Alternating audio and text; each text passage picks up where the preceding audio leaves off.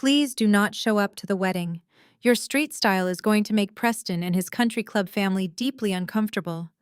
Just send the $50,000 for the floral arrangements like you promised. I stared at the text message illuminating my screen, while the heavy smell of barbecue smoke clung to my hair.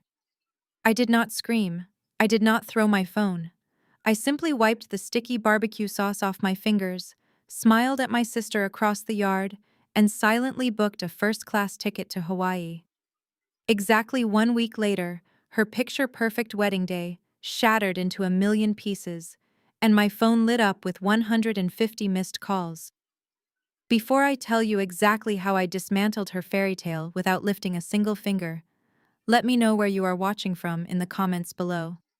Hit that like button and subscribe if you have ever had to smile through the disrespect of family members who mistook your silence for weakness. My name is Naomi. I am 35 years old, and for as long as I can remember, I have been the designated human ATM machine for my family.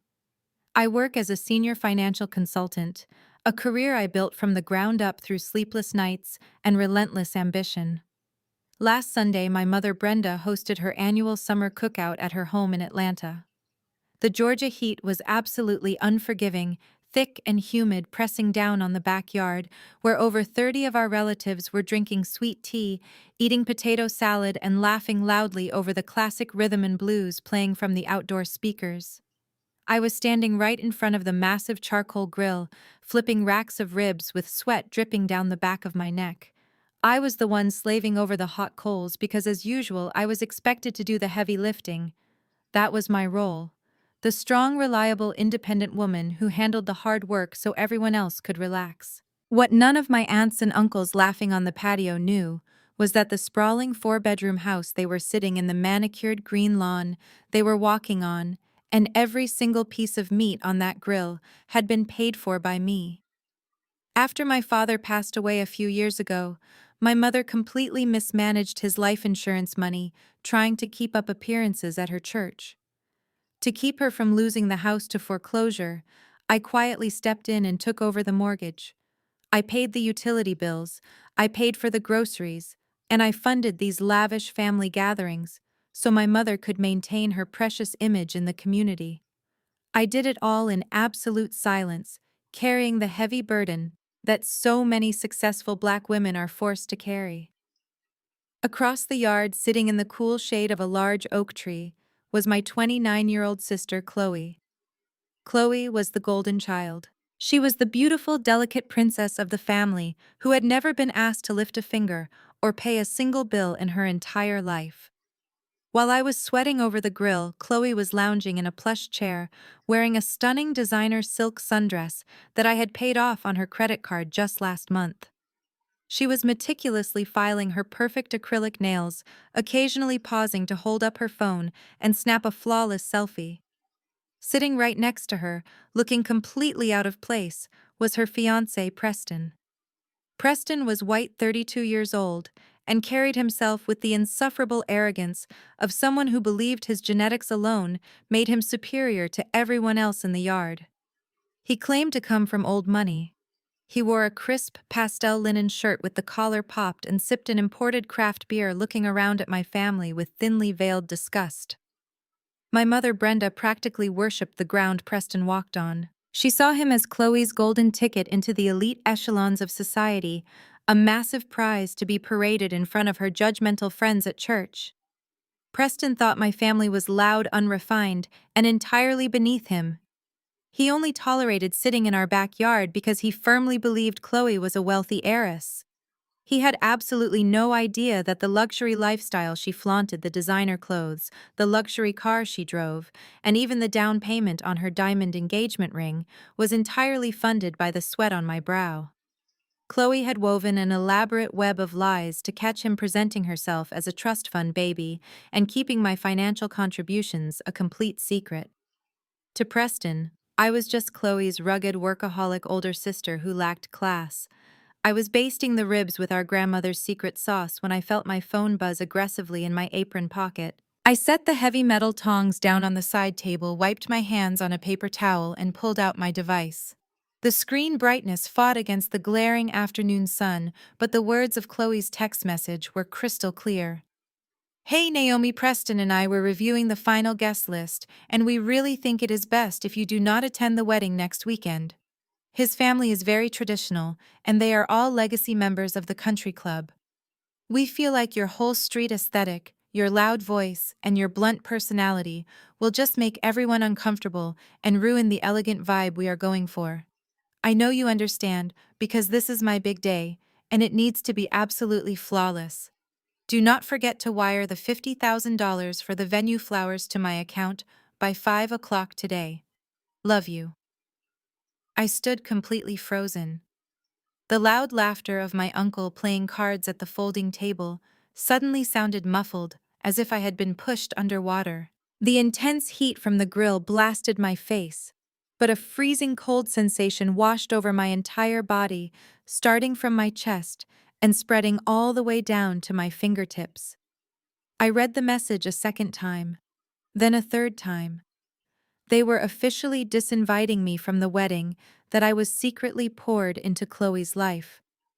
I thought about the thousands of dollars I had poured into Chloe's life.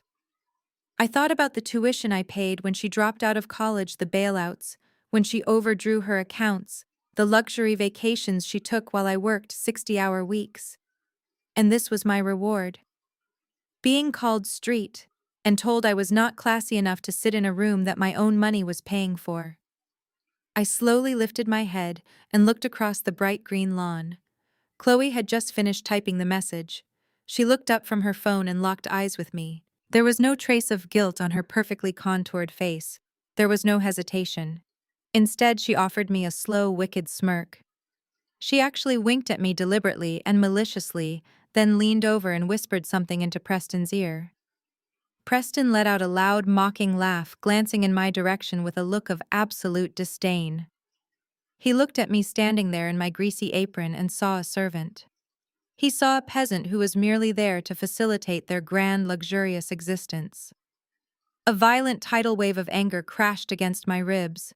If this had been 5 years ago, I would have marched across that grass, flipped their little table over, and screamed the truth at the top of my lungs. I would have exposed every single unpaid bill, every maxed-out credit card, and every pathetic lie Chloe had ever told to keep that arrogant man around. I would have humiliated them right in front of the entire family. But I am not that woman anymore. My career in high-stakes finance taught me a very valuable lesson. The loudest person in the room is always the weakest. The real power moves are completely silent. I realized in that exact moment that arguing with them would only validate their twisted narrative. Getting angry would just prove to Preston that I was exactly the loud, unrefined woman they accused me of being. I did not text her back. I did not give them the satisfaction of a reaction. I simply locked my phone screen and slid the device back into my deep apron pocket. I looked right at Chloe, flashed a bright, genuinely warm smile, and went right back to flipping the ribs on the grill. They truly believed I was just a walking ATM. They thought they could drain my bank accounts, insult my character, and discard me without facing a single consequence. But Chloe made one fatal, catastrophic miscalculation in her desperate climb to the top of the social ladder. She thought she was marrying into power, completely unaware that she was already standing right in the palm of my hand. She only knew about my consulting job. She did not know about my investments. She had no idea that my firm was the silent owner of a massive hospitality group. And she certainly did not know that the breathtaking historic castle she had booked for her dream wedding belonged to me. I picked up the barbecue tongs and squeezed them tight, feeling a profound sense of peace wash over me. Let her have her moment in the sun, I thought to myself. Enjoy the potato salad, Chloe. Because tonight the Bank of Naomi permanently closes. I am cutting off every single credit card, I am freezing every account, and I am going to let you figure out exactly how to pay for a royal wedding with $0 to your name. I turned the burner off under the massive grill, wiping my hands on a damp towel one last time. I untied the greasy apron from my waist, folding it neatly over the side table. The air was still thick with the smell of hickory wood and roasted meat, but my appetite had completely vanished. I needed to get to my car. I needed to execute my exit strategy. But before my foot could even touch the bottom step of the patio deck, a hand clamped down hard on my forearm. It was my mother. Brenda's grip was shockingly strong for a woman of 60 years. Her acrylic nails dug uncomfortably into my skin. She did not say a word at first, she just pulled me aggressively toward the sliding glass door of the kitchen, flashing a bright fake smile at my Aunt Shirley as we passed by. Once we crossed the threshold and she slid the heavy glass door shut behind us. The smile instantly dropped from her face, replaced by a deep, terrifying scowl. The kitchen was an absolute disaster zone. Stacks of dirty plates, empty marinade bowls, and discarded napkins covered the granite countertops that I had paid to have installed just 3 years ago. The air conditioning was blasting a stark contrast to the humid Georgia heat outside, but the chill in the room had nothing to do with the temperature. "I know what just happened out there," my mother hissed, keeping her voice low so the relatives outside would not hear. Her eyes darted toward the window to ensure no one was watching us. "Chloe told me she sent you a message about the wedding, and I saw the way you were looking at her and Preston." I stood there rubbing my arm where she had grabbed me and looked my mother dead in the eye. "She uninvited me from a wedding that my money is paying for, Mom. She called me street. She said I would embarrass Preston's family. And you are pulling me in here to scold me for how I looked at them." My mother let out a heavy, exasperated sigh, waving her hand dismissively, as if my feelings were nothing more than a minor inconvenience. "Oh, stop being so dramatic, Naomi. You are always so sensitive. Your sister is under an immense amount of pressure right now. This is the biggest day of her life. You know how important this wedding is for our family. For our family." I repeated slowly, the bitter taste of reality coating my tongue. I looked at this woman dressed in her immaculate floral blouse and wearing the expensive pearl necklace I had bought her for Mother's Day. She was standing in a house I saved from foreclosure, defending a daughter who contributed absolutely nothing to anyone's survival. "Listen to me," my mother said, stepping closer and lowering her voice into that familiar commanding tone she used whenever she needed me to fall in line. "Preston comes from a very different world. His family has prestige, they have legacy, they are legacy members of the country club, Naomi. Chloe is finally stepping into a circle of society that we could only dream of. She has to make the right impression. She cannot have you showing up being loud, drawing attention to yourself, and making them think we are just some ghetto family from the South Side." The audacity of her words felt like a physical blow to my chest. It was not enough that my sister thought I was trash. My own mother, the woman whose roof was secured by my paycheck, agreed with her. To Brenda, I was good enough to pay the bills, good enough to cook the food, and good enough to quietly fund their luxurious illusions. But I was not good enough to stand beside them in public. "You are a strong black woman, Naomi." My mother continued, her tone softening just a fraction, weaponizing the very phrase that had been used to trap me in a cycle of servitude my entire life. "God gave you broad shoulders so you could carry the weight. You have always been the tough one. You can handle this. Chloe is fragile. She needs everything to be perfect. I need you to be the bigger person here. Swallow your pride, put your ego aside, and just let your sister have her moment in the sun." I stared at her, marveling at the sheer psychological manipulation.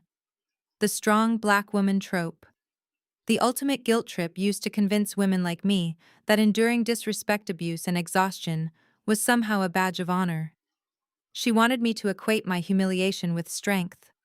She wanted me to believe that shrinking myself to make my lazy, entitled sister look bigger was an act of familial love.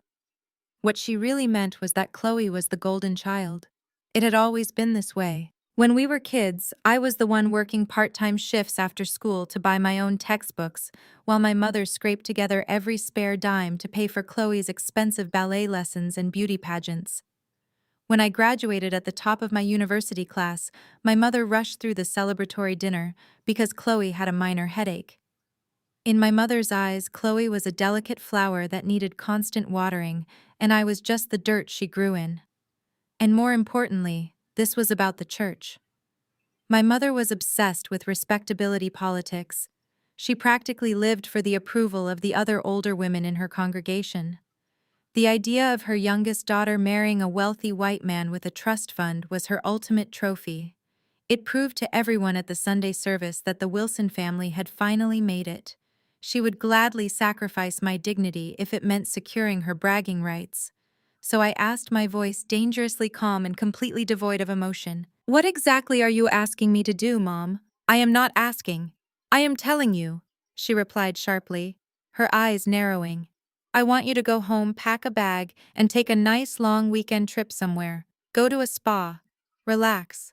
But before you do, you need to transfer that $50,000 to the event planner. Today. Do not ruin this for her, Naomi. Do not embarrass me. Just send the money and let us have peace in this family." She stared at me, waiting for the usual compliance. For 35 years, my answer to her demands had always been yes. Yes, I will pay the light bill. Yes, I will cover the mortgage. Yes, I will buy the dress. She expected me to lower my head, absorb the emotional abuse, and open my wallet like I always did. She expected the strong black woman to take another hit for the team. I took a deep breath, letting the cold air conditioning chill my lungs. I looked around the kitchen one last time, taking in the dirty dishes I would not be washing, and the refrigerator full of food I would not be eating.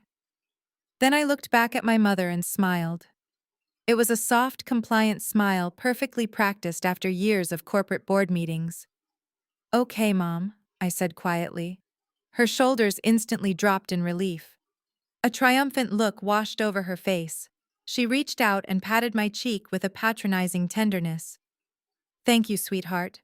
I knew you would understand. You have always been my reliable girl. Now go on and head home. I will tell everyone you had an emergency client call."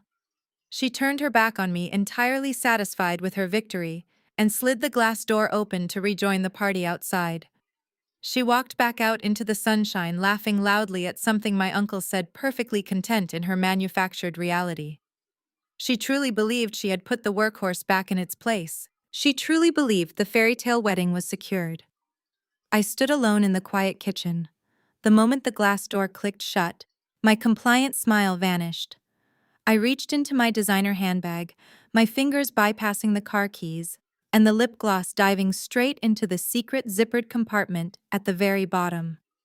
I pulled out my sleek heavy metal Centurion black card, the ultimate symbol of the wealth and power they so desperately wanted to project, yet so foolishly disrespected. I ran my thumb over the raised numbers on the metal surface. My mother wanted me to be the bigger person. She wanted me to take a trip and disappear. I decided in that exact moment to give her exactly what she asked for. I was going to disappear. But I was taking my money, my properties, and my absolute authority with me. I slid the heavy metal card back into the hidden compartment of my bag, turned on my heel, and walked straight out the front door. I bypassed the backyard entirely, completely, ignoring the sounds of laughter and the upbeat music still playing over the speakers. I walked down the driveway, the gravel crunching softly beneath my designer heels, leaving the heavy scent of hickory smoke and the suffocating weight of my mother's expectations far behind me. I unlocked my car, a sleek custom black luxury SUV with windows tinted so dark that nobody could look inside. It was not a flashy vehicle designed to scream for attention, but rather a quiet fortress of engineered perfection. It was my sanctuary. I climbed into the driver's seat, pulled the heavy door shut, and the chaotic noise of the family cookout instantly vanished, replaced by a perfect soundproof silence. I did not shed a single tear. My hands were not shaking. I did not feel the familiar crushing guilt that usually followed an argument with my mother. For the first time in 35 years, my chest felt incredibly light. The invisible chains of obligation that had bound me to this family had finally snapped. I pressed the ignition button, the powerful engine purring to life, and connected my phone to the Bluetooth system. I did not call a friend to vent about the betrayal. I did not call my sister to argue or demand an apology. Instead, I dialed the private direct line of Jonathan, the senior wealth manager at my firm. It was Sunday evening, a time when most people were relaxing with their families. But when you manage a financial portfolio of my size, your calls get answered on the very first ring. Good evening, Naomi. Jonathan's crisp, professional voice filled the quiet cabin of my car. What can I do for you today? I did not bother exchanging pleasantries. I was operating purely on logic and strategy. Jonathan, I need you to pull up the secondary accounts attached to my primary black card, specifically the ones issued under the name Chloe Wilson. I heard the rapid clicking of a keyboard on his end of the line. I see them right here, he replied smoothly. Over the past 3 years, I had allowed Chloe unfettered access to those accounts. She had used the Platinum shopping card to build a wardrobe of European designer brands, ensuring she always looked the part of a wealthy heiress. She had used the travel card to book romantic weekend getaways to Aspen and Miami for her and Preston, letting him believe she was treating him out of her massive trust fund. She had swiped my money to buy his affection, his loyalty, and his family's manufactured respect. Cancel them. I instructed, my voice unwavering and colder than ice. All of them. The shopping card, the travel card, the emergency line of credit, and the gas card. I want them frozen, immediately effective this very second, and then I want them permanently closed. Do not issue a warning to the cardholder. If she tries to swipe for a $5 cup of coffee or a pack of gum, I want the machine to decline it for insufficient funds. Jonathan did not ask a single question. He was intimately aware of the massive amounts of capital flowing through my accounts, and he never questioned my directives. Done, he said simply. The accounts are locked. Just like that, the endless fountain of wealth that had funded my sister's arrogant, aristocratic lifestyle was completely shut off. But I was not finished. Cutting off her shopping money was only the first step. It was time to address the wedding itself. Next, I continued staring straight ahead at the leather-wrapped steering wheel. Pull up the master corporate file for the Oakshire estate. The Oakshire estate was a breathtaking, meticulously restored 19th-century castle located just 30 miles outside of Atlanta. It featured sprawling botanical gardens, towering French architecture, crystal chandeliers, and a grand ballroom lined with imported Italian marble. It was the premier, most exclusive wedding destination for the ultra-wealthy elite in the South. It was also the exact venue Chloe had booked for her wedding next Saturday. What Chloe Preston and my mother did not know, what nobody in my family knew, was that the Oakshire estate had been quietly acquired 3 years ago by a private equity group. My private equity group. I was the silent majority owner of the entire hospitality conglomerate that managed the property. Chloe had bragged to everyone in our social circle and all over the internet about securing a prime summer date at the most exclusive venue in the state. She was completely unaware that she had only bypassed the 3-year waiting list because I had personally logged into the corporate system and overridden the schedule for her. I have the Oakshire file open, Jonathan confirmed. I need you to contact the estate director immediately, I said, leaning back into the plush leather seat. Tell him to activate Clause 4B on Chloe Wilson's event contract. I heard a brief, rare pause on the line. Activating Clause 4B was the nuclear option in our vendor agreements. It was a very specific stipulation that stated if the financial guarantor of an event withdrew their backing, the client had exactly 48 hours to produce the remaining balance in full in cash, or all services would be immediately suspended. For the past 10 months, I had been quietly paying the massive installments for the venue, the 5-star catering, the live orchestra, and the elite design team directly out of my own pocket. I was listed as the silent guarantor on the account. By legally withdrawing my status as her financial backer, Chloe was now entirely responsible for a massive 6-figure bill. Furthermore, I added, feeling a sharp sense of vindication settling into my bones. Inform the event director that the $50,000 floral deposit expected by 5 o'clock today will not be arriving. From this moment forward, Chloe Wilson is to be treated as a standard unbacked client. No family favors, no deadline extensions. She operates strictly by the letter of the contract. When the vendors realize the guarantor has pulled out, they will demand their money immediately. Let the system run its natural course. Understood perfectly. Naomi, Jonathan said, his tone indicating he knew exactly what kind of storm was about to hit. I will send the internal memos to the estate director and the accounting department right now. Is there anything else you need? No, Jonathan, that will be all. Have a good evening. I ended the call. The digital clock on my dashboard read 5:30 in the evening. My mother had told me to take a trip.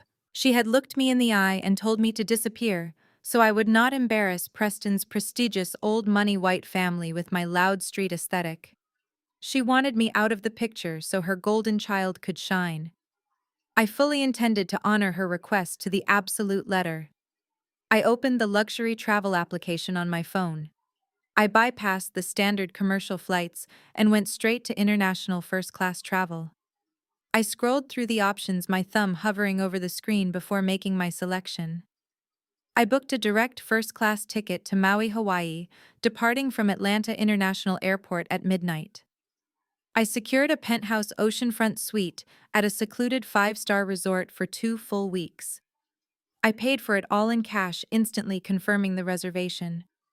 I tossed my phone onto the passenger seat, put the heavy SUV in drive, and pulled smoothly out of the neighborhood. I rolled the tinted windows down just a fraction, letting the warm, humid evening breeze wash over my face as I drove toward the highway. I was leaving the chaos behind.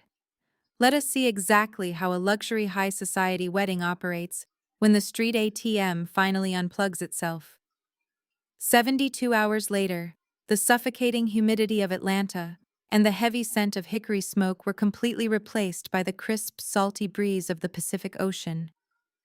I was sitting on the expansive private lanai of my penthouse suite in Maui, wrapped in a plush white monogrammed robe. The morning sun was just beginning to hit the water, turning the ocean into a brilliant, sparkling expanse of turquoise. The only sound was the rhythmic crashing of the waves against the shore below. There were no demands. There were no passive-aggressive comments. There was only peace.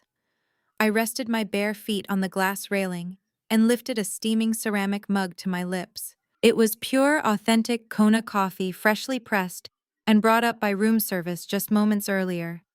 The rich, earthy flavor was absolute perfection. For the first time in over a decade, my chest did not feel tight with the anxiety of managing someone else's crisis. I was entirely off the clock. My phone, resting on the glass patio table next to a plate of fresh papaya, had been relatively quiet for the past 3 days. I knew exactly why. Chloe had been coasting on whatever cash she had in her personal checking account, completely oblivious to the financial apocalypse waiting for her. She probably assumed I was sulking in my apartment back in Georgia, nursing my bruised ego. She had no idea the trap had already been set. Right at 10 o'clock in the morning local time, which made it late afternoon in Atlanta, the screen of my phone suddenly lit up. The device began to vibrate violently against the glass tabletop. The caller ID flashed my sister's face, a professionally edited photo she had taken during an expensive photo shoot I had financed last year. I took another slow, deliberate sip of my coffee, savoring the warmth spreading through my chest. I considered letting it go to voicemail. It would have been incredibly easy to simply turn the phone over and go back to watching the waves. But I had earned this moment. I had paid for this moment with years of my life and thousands of my dollars. I reached over, picked up the phone, and swiped to accept the call. Naomi, you need to call your bank right this second, Chloe practically screamed into the receiver. Her voice was shrill, high-pitched, and thick with absolute panic. There is some kind of massive glitch in the system, and you need to fix it right now. I leaned back into the thick cushions of my lounge chair, keeping my voice perfectly level and devoid of any urgency. Hello to you too, Chloe. I am having a wonderful morning, thank you for asking. Do not start with the sarcasm, Naomi. I am serious, she snapped, her breath coming in short, erratic gasps. I am standing in the middle of the bridal boutique in Buckhead. Preston's sister is right next to me. We are trying to pay for the bridesmaid dresses. They are custom silk chiffon. They have been tailoring them for 3 weeks, and the final balance is $15,000. I handed the cashier the platinum card, and the machine declined it. I remained completely silent, letting her stew in her own rising terror. Naomi, are you listening to me? she demanded, her voice cracking. The sales associate ran the card 3 times. 3 times. It beeped and said insufficient funds. Do you have any idea how humiliating this is? Preston's sister is literally staring at me right now. She thinks my accounts are overdrawn. The manager is looking at me like I am trying to steal the dresses. You need to call the concierge desk at the bank and authorize the charge immediately. Tell them it is a mistake. I listened to the desperate, frantic edge in her voice. I could picture the scene perfectly. The elite bridal boutique with its crystal chandeliers and white velvet couches. Chloe standing at the marble register wearing her designer clothes, suddenly completely exposed in front of her snobby old money future sister-in-law. The illusion of her massive trust fund was cracking right in front of an audience. She truly believed it was a glitch. The sheer level of her entitlement was staggering. Even after sending me a text message uninviting me from her wedding, calling me street, and telling me I was an embarrassment, it had not even crossed her mind that I would cut off her access to my money. In her twisted reality, my money belonged to her by right. She genuinely thought she could banish the ATM to the shadows, but keep the cash dispensing indefinitely. Chloe, I said smoothly, my voice as calm as the ocean breeze. There is no glitch. I am not calling the bank. What do you mean you are not calling the bank? She shrieked, the panic escalating into pure hysteria. My card is not working. You have to fix it. I took another sip of my Kona coffee, swallowing slowly before I delivered the reality check she had been dodging her entire adult life. I closed the account, Chloe. The platinum card, the travel card, the emergency line of credit. They are all permanently shut down. Your balance is 0. A heavy, suffocating silence fell over the line. I could hear the faint sound of classical music playing in the background at the bridal boutique. I could hear Chloe's ragged breathing. For a few glorious seconds, the entire world seemed to stop spinning as the absolute gravity of her situation finally crashed down onto her shoulders. You closed the accounts, she whispered, her voice trembling with a mixture of shock and dawning horror. Why would you do that? I need these dresses today. The wedding is in 4 days. You promised you would cover the bridal party expenses. I promised to cover the expenses when I was standing beside you at the altar, I replied, my tone shifting from polite to razor sharp. But as you so clearly pointed out in your text message, my aesthetic is far too unrefined for your prestigious new family. I am loud. I am blunt. I am not classy enough to attend your perfect day. Naomi, please do not do this right now, she pleaded, the arrogance entirely stripped from her voice. Preston's sister is walking over here. I cannot look broke in front of her. Just turn the card back on for today. We can fight about this later. I will apologize for the text message, okay? I am sorry. Just pay the $15,000. I am not invited to this wedding, I said, pronouncing each word with slow, deliberate precision. Why on earth would I pay for the dresses of the guests you chose to replace me with? Naomi, if you do not pay for this, they will not let me take the dresses. The entire bridal party will have nothing to wear. Then I suggest you ask your wealthy Legacy Country Club fiancé to open his wallet and handle it, I replied coldly. Because my street money is officially no longer available to you. Have a beautiful wedding, Chloe. I pulled the phone away from my ear and pressed the red button to end the call, cutting off whatever desperate excuse she was about to scream next. I set the phone face down on the glass table, picked up my coffee mug, and closed my eyes, letting the warm Hawaiian sun bathe my face. The absolute relief I felt was intoxicating. For years I had believed that walking away from them would destroy me with guilt. But sitting here miles away from their toxic expectations, I realized that cutting the cord did not bring guilt at all. It brought freedom.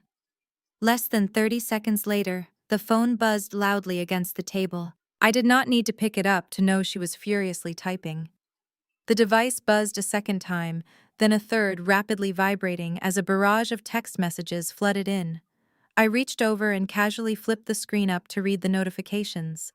Chloe had abandoned her brief attempt at an apology and immediately reverted to her, "No man will ever love you. If you do not, no man will ever love you." If you do not turn that card back on in the next 5 minutes, I am calling Mom. I am calling Pastor Davis. I am going to tell the entire congregation at church how you abandoned your own sister and tried to sabotage my marriage out of pure spite. I will make sure everyone in this city knows exactly how selfish you really are. You will have no family left by the time I am done with you. I read the threats with a detached sense of amusement. She was deploying the only weapon she thought she had left, the weapon of community shame. She was running straight to the ultimate enforcer of respectability politics, our mother and the moral authority of the church, hoping they could bully me back into submission. She wanted to wage a war of public opinion.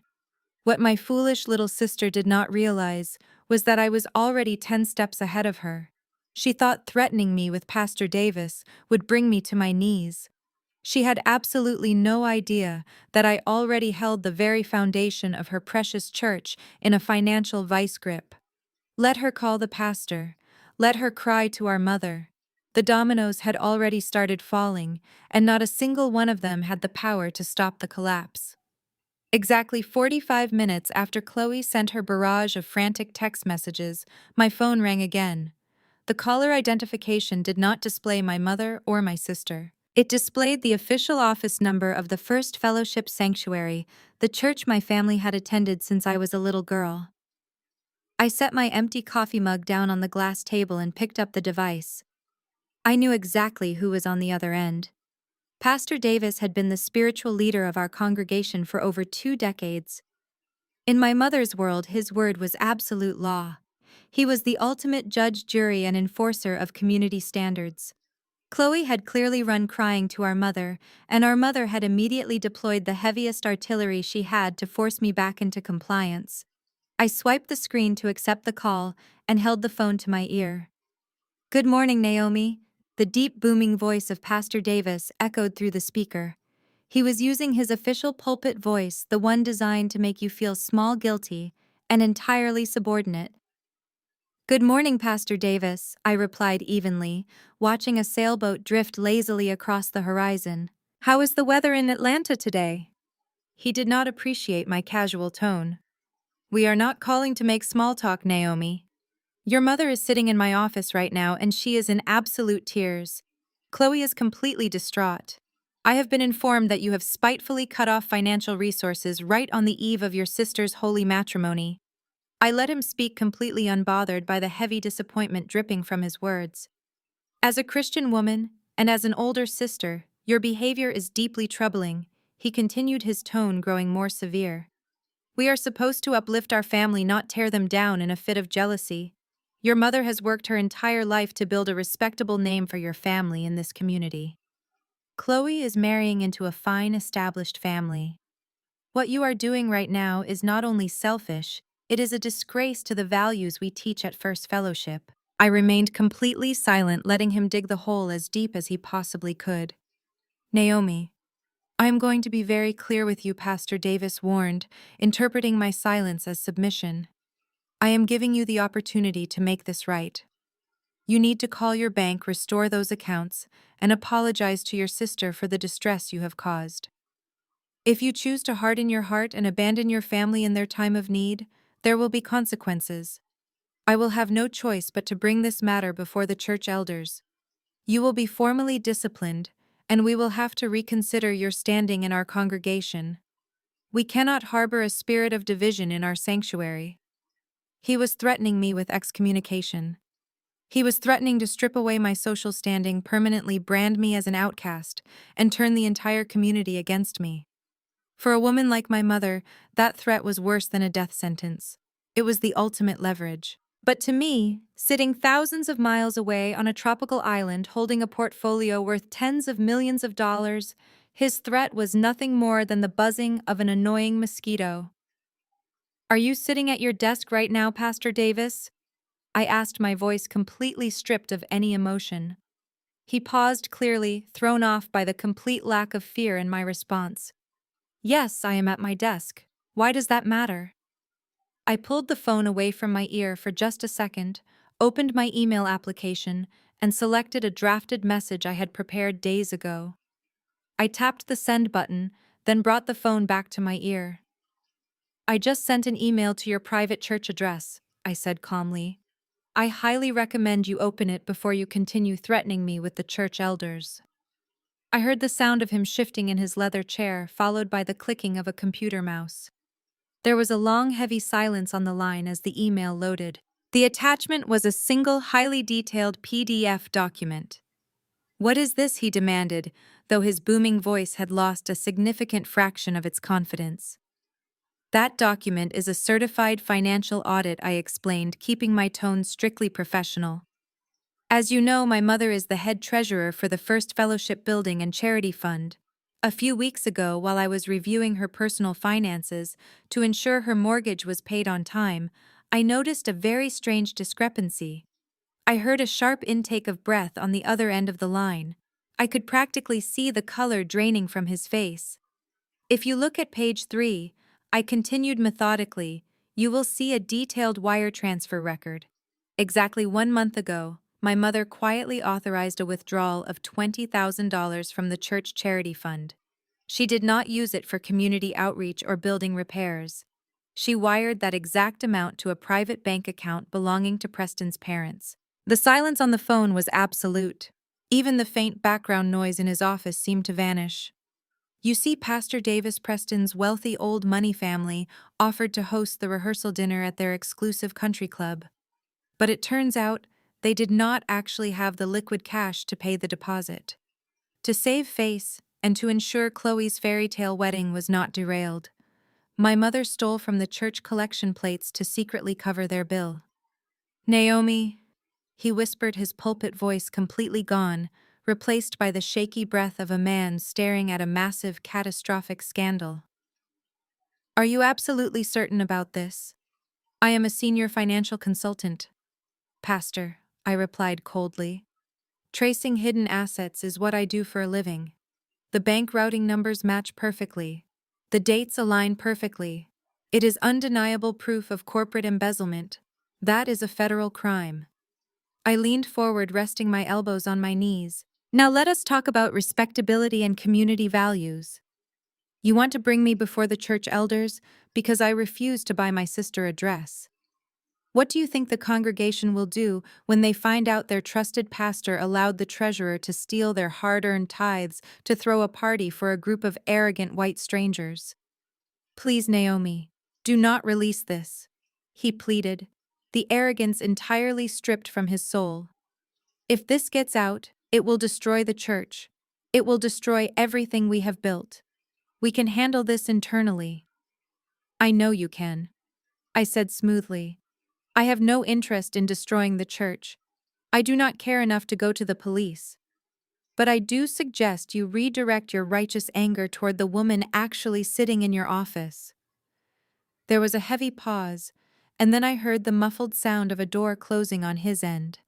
He was locking his office door. "What do you want me to do?" he asked, his voice shaking with panic. "I want you to hang up this phone," I instructed. "I want you to turn your computer screen around and show my mother exactly what you are looking at. And then I want you to inform her that she has exactly 24 hours to return the stolen $20,000 to the church accounts, or you will be the one calling the authorities." I did not wait for his response. I simply pressed the button to end the call, tossing the phone back onto the glass table. The trap had snapped shut. Back in Atlanta, I knew exactly how that scene was playing out.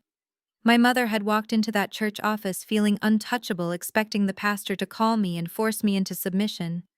Instead, she was about to be confronted with undeniable proof of her own criminal activity. Her precious facade of religious superiority was about to be ripped away, leaving her exposed as a desperate thief. She was going to be given an impossible ultimatum: produce $20,000 in 24 hours, or face prison time and total public humiliation. I knew my mother better than anyone. I knew that in her moment of absolute terror, she would not call me to beg for forgiveness. Her pride was too massive, and her shame was too deep. She would never admit defeat to the daughter she had treated like dirt. Instead, her desperation would drive her to make a fatal mistake. She needed money, and she needed it fast.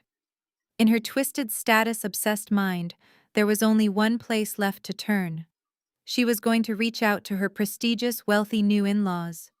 She was going to beg Preston's family for a temporary bailout, completely unaware that the grand old money empire she worshipped was nothing but a fragile house of cards, and their bank accounts were just as empty as hers. The afternoon sun began to dip lower into the Hawaiian sky, casting a brilliant golden hour glow over the turquoise water. I had just finished my plate of fresh fruit when the phone resting on the glass table lit up for the third time that day. I glanced at the screen. The caller identification did not show a name, but the area code was from Buckhead, the most affluent, historically wealthy neighborhood in Atlanta. I already knew who was on the other side of the line. The dominoes were falling exactly as I had predicted. My mother, cornered by the church and desperate to replace the $20,000 she had embezzled, had undoubtedly panicked. She had reached out to the only people she thought had the capital to save her: Preston's family. I picked up the phone and accepted the call, holding it to my ear without saying a word. "Am I speaking with Naomi?" a woman's voice asked. The tone was sharp-clipped and dripped with the kind of practiced aristocratic condescension that took generations to perfect. "This is Naomi," I replied smoothly, leaning back into my lounge chair. "This is Caroline Preston's mother." The introduction was delivered not as a greeting, but as a declaration of superiority. "I am calling because I just had a highly disturbing conversation with your mother, Brenda. She called my personal phone entirely hysterical, begging for a $20,000 loan. She mumbled something about a church charity fund and an immediate deadline." I smiled to myself, listening to the absolute disgust in Caroline's voice. My mother had actually done it. She had thrown away her last shred of dignity and begged the woman she worshipped for a bailout. "I want to make something perfectly clear to you, Naomi." Caroline continued, her voice tightening with anger. "Our family does not operate this way. We do not participate in whatever chaotic, low-class financial drama your family is currently experiencing. We certainly do not loan money to people who cannot properly manage their own bank accounts. It is entirely inappropriate for your mother to contact me with such a vulgar request just days before the wedding." I remained completely quiet, letting the ocean breeze wash over me, while Caroline worked herself into a frenzy of self-righteous indignation. Furthermore, she said, her tone growing even more hostile, "I have been informed about your little tantrum regarding the bridesmaid dresses. Chloe told us that you cut off her access to your shared accounts out of pure spite because you are jealous of her marriage. I always knew there was a stark difference between you and your sister. Chloe has refined herself. She has adapted to our standards. But you are exactly what we feared. You are rough, you are petty, and you possess a very concerning street mentality." The sheer audacity of her words hung in the air. She was a woman sitting in a mortgaged mansion wearing clothes bought on credit, lecturing the actual millionaire who had been secretly funding her son's lifestyle. She truly believed her whiteness and her zip code gave her the ultimate authority to look down on me. "I expect you to resolve this embarrassing situation with your mother immediately," Caroline commanded, treating me like a disobedient employee. "And I expect you to stay far away from our family events. Do not bring your ghetto behavior to the country club. Do not tarnish our family name." A soft, genuine laugh escaped my lips. I did not yell. I did not defend my character. I just laughed, a low, chilling sound that immediately brought a halt to Caroline's arrogant monologue. "Is something funny to you?" she snapped, clearly offended that her intimidation tactics were completely failing. "Caroline," I said, my voice dropping to a dangerously calm whisper, "let me give you a piece of free financial advice. Before you call my phone to lecture me about class wealth and street mentality, you really need to take a long, hard look at your own son." "What are you talking about?" she demanded, though a slight tremor of uncertainty crept into her voice. "Preston is a successful young man with a robust trust fund. He takes wonderful care of your sister." I laughed again, shaking my head, even though she could not see me. "Preston does not have a trust fund, Caroline. I know this for a fact because I am a senior financial consultant, and I have personally reviewed the public records of your family's collapsing estate. Your family is swimming in debt. Your husband has leveraged every asset you own just to keep up appearances at that precious country club. How dare you? She gasped, the outrage completely masking her rising panic.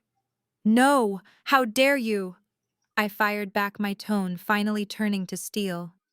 You think your son is taking care of my sister? The truth is, my sister has been taking care of him, and I have been taking care of her. Those tailored linen suits he wears, the expensive imported beers he drinks, those luxurious weekend trips to Miami, even the down payment on the diamond ring he gave to Chloe. Every single penny of that was swiped on a platinum credit card that has my name firmly printed on the front. The silence on the line was deafening. I could practically hear the gears turning in her head as the horrific reality of the situation began to set in. Her golden boy was not a wealthy provider. He was a financial parasite feeding off a black woman he openly despised. I shut the accounts down this morning. I continued relentlessly driving the final nail into the coffin. My sister is broke, your son is broke, and your family is broke.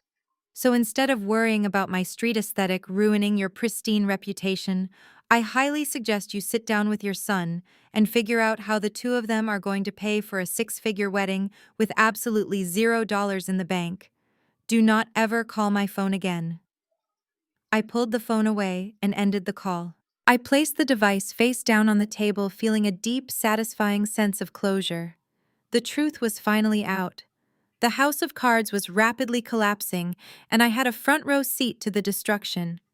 Thousands of miles away in the heart of Atlanta, the sun had already set. The city was dark, but inside a luxury downtown apartment the lights were blazing. It was the apartment I had co-signed for. The apartment I paid the rent for every single month. Inside, my sister Chloe was pacing frantically across the hardwood floor. Her perfectly manicured nails were bitten down to the quick. Her designer makeup was smeared under her eyes from crying. The grand illusion she had spent years building was evaporating right in front of her face. Her phone buzzed continuously on the kitchen counter. It was an email from the Oakshire estate, the venue she had booked for the wedding. The subject line was written in bold red letters. Final notice of cancellation. Clause 4B activated. Payment of $85,000 required immediately. Chloe stared at the screen, her heart pounding violently against her ribs. She had tried calling Preston, but he was not answering. She had tried calling our mother, but Brenda was completely inconsolable, babbling about a church audit and police investigations. Everyone she usually relied on to clean up her messes was suddenly drowning in their own disasters. She opened her banking application on her phone. Available balance $42.16. The wedding was just days away. The invitations had been sent to the most elite families in the city. The country club members were expecting a royal affair. If she canceled the wedding now, Preston would find out she was completely broke. He would leave her. Her entire social standing would be annihilated. She would become the laughingstock of Atlanta. Panic makes people do incredibly reckless things. For Chloe, a girl who had never been told no, the prospect of public humiliation was a fate worse than death. She walked over to the sleek mahogany desk in the corner of her living room. She pulled open the bottom drawer, her hands shaking uncontrollably as she sifted through stacks of old mail and paperwork. She pulled out a thick manila folder. It was a copy of my old tax returns. I had left it there months ago when I was helping her file her own meager taxes. Chloe opened the folder and stared at the top page. Right there, printed in black ink, was my full legal name, my date of birth, and my 9-digit social security number. She looked from the folder to her glowing laptop screen. She knew my credit score was immaculate. She knew my financial history was flawless. She knew that any bank in the country would approve a loan with those credentials in a heartbeat. She sat down in the leather chair, her breathing shallow and fast. She opened a web browser and navigated to the landing page of a high-interest, rapid approval online lending institution. It was the kind of predatory lender that catered to desperate people, offering massive unsecured personal loans with exorbitant interest rates, provided the credit score was high enough. The website prompted her to enter the applicant's information. Chloe hesitated for only a fraction of a second.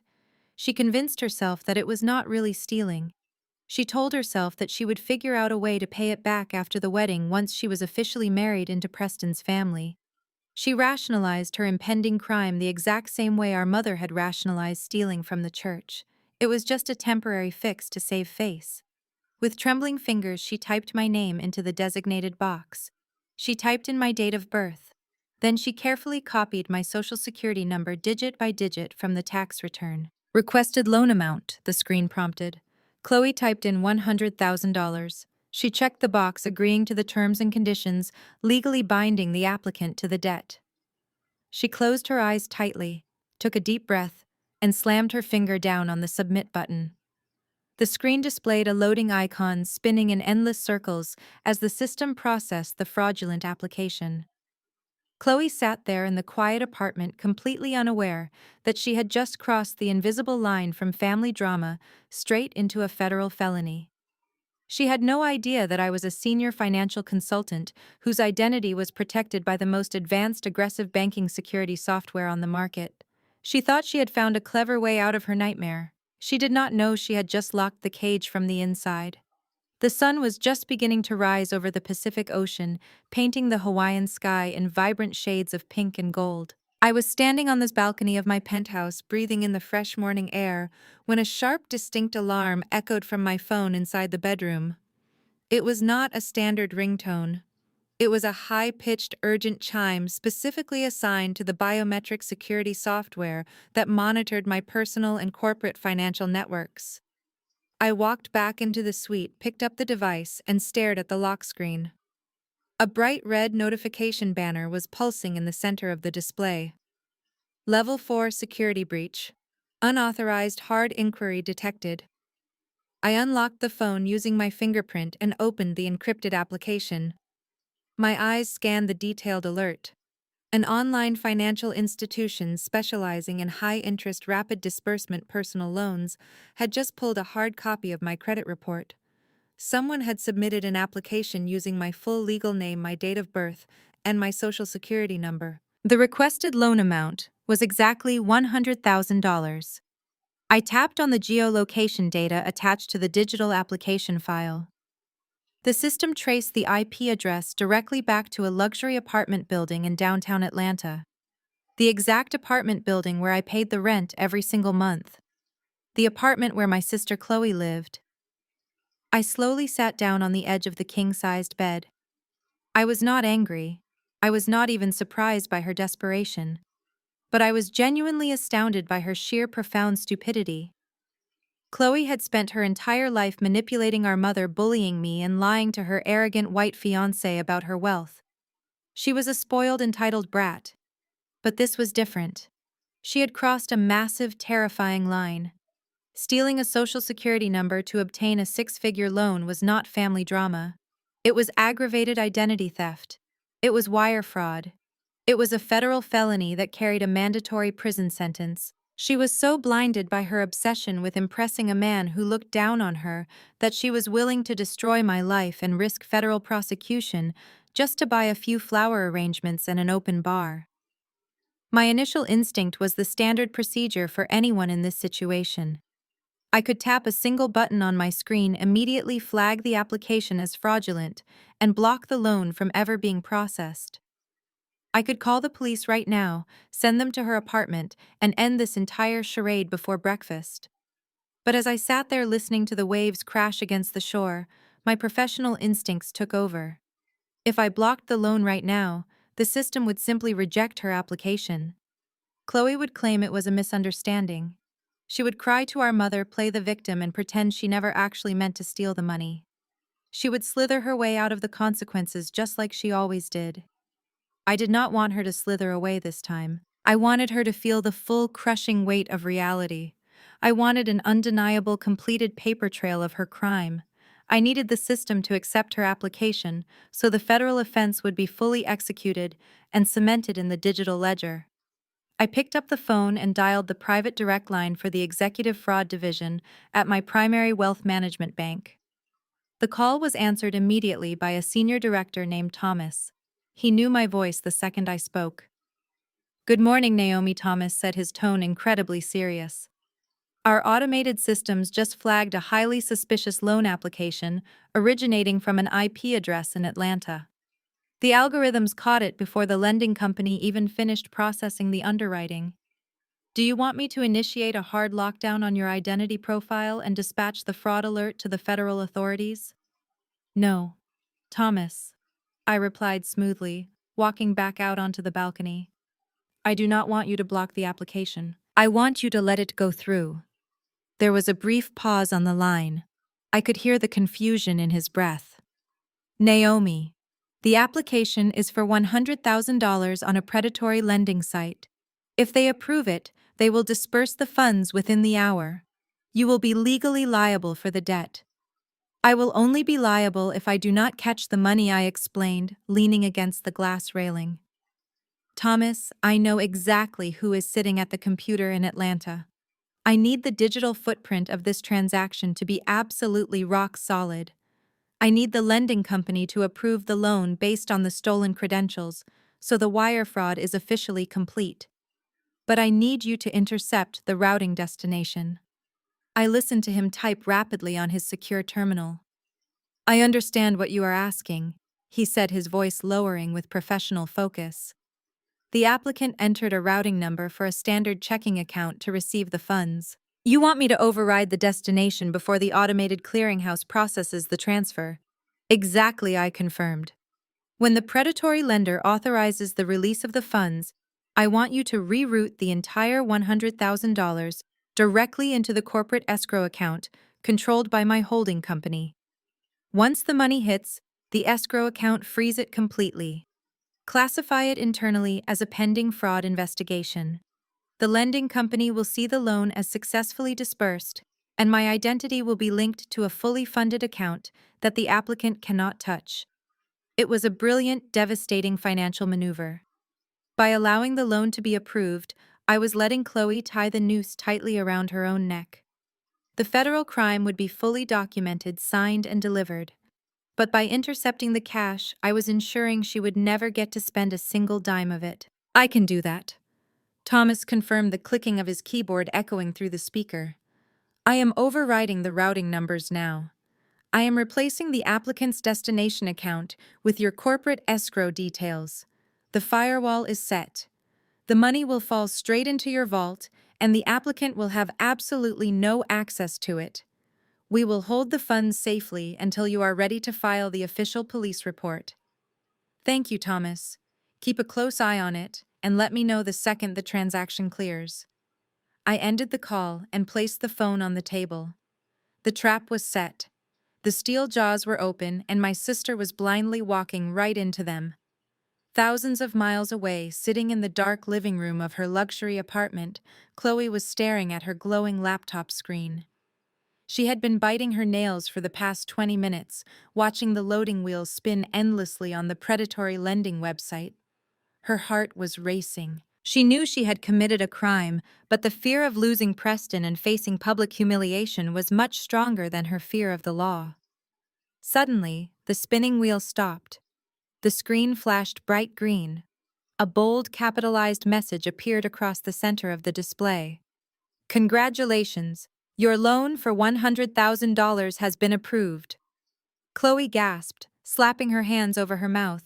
Tears of absolute relief spilled down her cheeks. She read the smaller text below the massive green banner. Your funds have been successfully processed and dispersed. The transfer is complete. She jumped up from the leather desk chair, letting out a loud, triumphant scream. She threw her arms up in the air, dancing across the hardwood floor of the apartment. She had done it. She had found a way out. In her mind, she had just outsmarted everyone. She had outsmarted the bank, she had outsmarted the venue, and most importantly, she believed she had completely outsmarted me. She walked over to the kitchen counter, grabbed her phone, and looked at her reflection in the dark window. She wiped the smeared makeup from under her eyes, a wicked, arrogant smile spreading across her face. She truly believed the money was sitting right there in her checking account, ready to be spent on crystal chandeliers, silk dresses, and five-star catering for her elite country club guests. She unlocked her phone and immediately dialed the direct number for the event coordinator at the Oakshire estate. She held the phone to her ear, tapping her foot impatiently, waiting to arrogantly demand that they reinstate her wedding contract. She had absolutely no idea that her bank account balance was still exactly $42.16. She had no idea that the $100,000 she just committed a felony to obtain was currently locked inside a frozen, impenetrable corporate vault that belonged entirely to me. She thought she had just saved her perfect dream wedding. She did not know she had just financed her own spectacular destruction. I had moved from the balcony to a shaded cabana near the private infinity pool when my phone screen illuminated with an incoming video call. It was a FaceTime request from Chloe.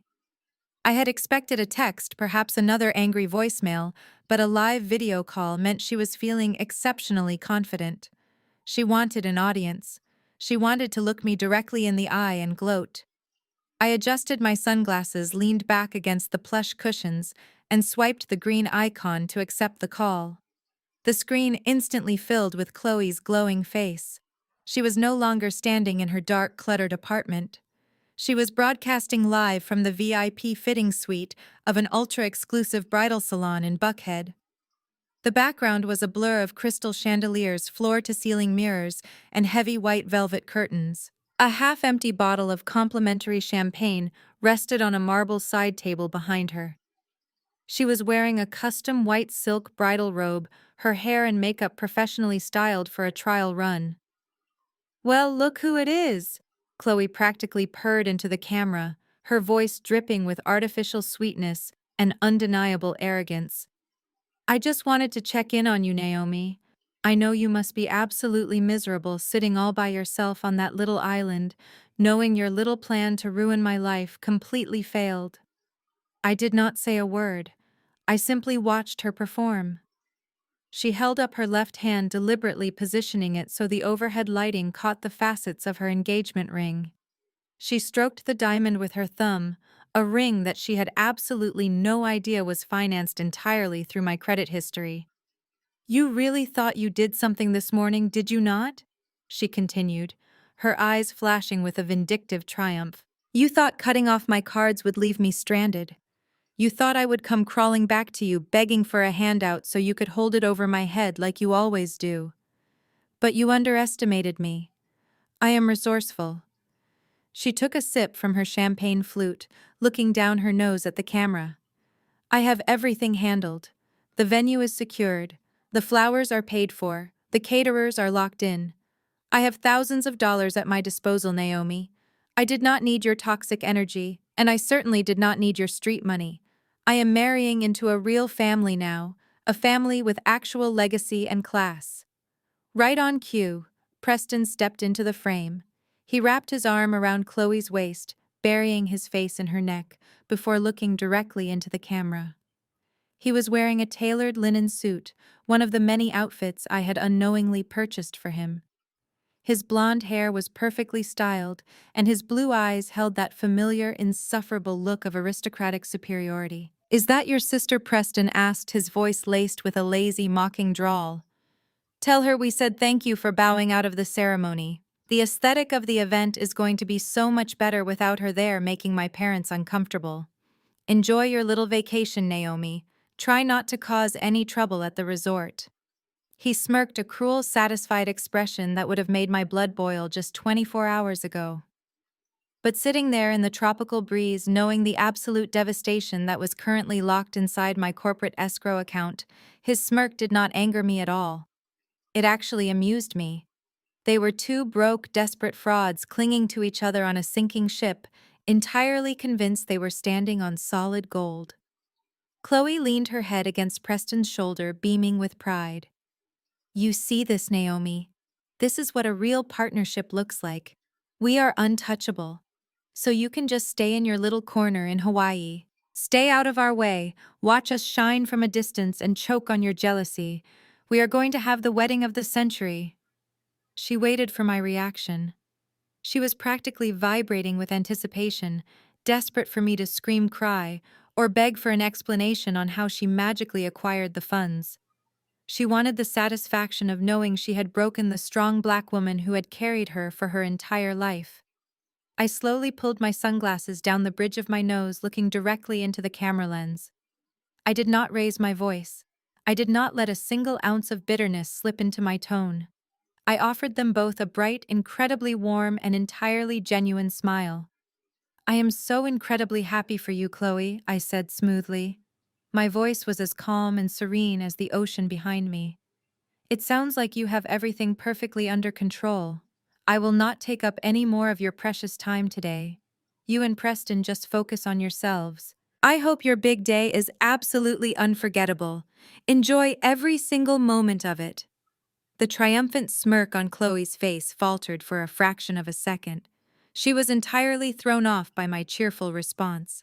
She opened her mouth to speak, to throw another insult or demand to know why I was not angry, but I did not give her the chance. I tapped the red button and disconnected the call. The screen went black. I placed the phone gently on the table next to my iced water. The performance was over. Let her drink the free champagne. Let her twirl in front of the mirrors and pretend she was the queen of Atlanta high society. She was living on borrowed time, and the clock was ticking faster than she could ever comprehend. Thousands of miles away, while Chloe and Preston were laughing in their luxurious fitting room, the digital infrastructure of their fairy tale wedding was rapidly and systematically collapsing. Chloe had assumed that seeing the green approval screen on the predatory lending website meant the money was instantly available in her checking account. She had not bothered to actually log into her bank to verify the deposit. She was so drunk on her own perceived brilliance that she simply started calling all of her vendors, demanding they run her debit card for the final balances. At the corporate headquarters of the Oakshire estate, an automated billing system attempted to pull the final $85,000 venue fee from Chloe's provided account. The system communicated with her bank in a matter of milliseconds. The response was instantaneous. "Payment failed. Error code 04. Insufficient funds." Across town, at the elite floral boutique that had spent weeks importing rare white orchids from Holland, the lead designer swiped Chloe's card information through their terminal to secure the $50,000 deposit. The terminal beeped loudly. A red light flashed across the screen. Transaction declined. At the five-star catering company, the master invoice for the caviar, the prime rib, and the top-tier champagne towers was processed through their accounting software. The system immediately kicked the invoice back. Payment failed. Account balance: $42.16. One by one, every single vendor attached to the wedding of the century received the exact same automated notification. The massive influx of cash they had been promised did not exist. The financial backing had vanished. The bride was completely and utterly broke.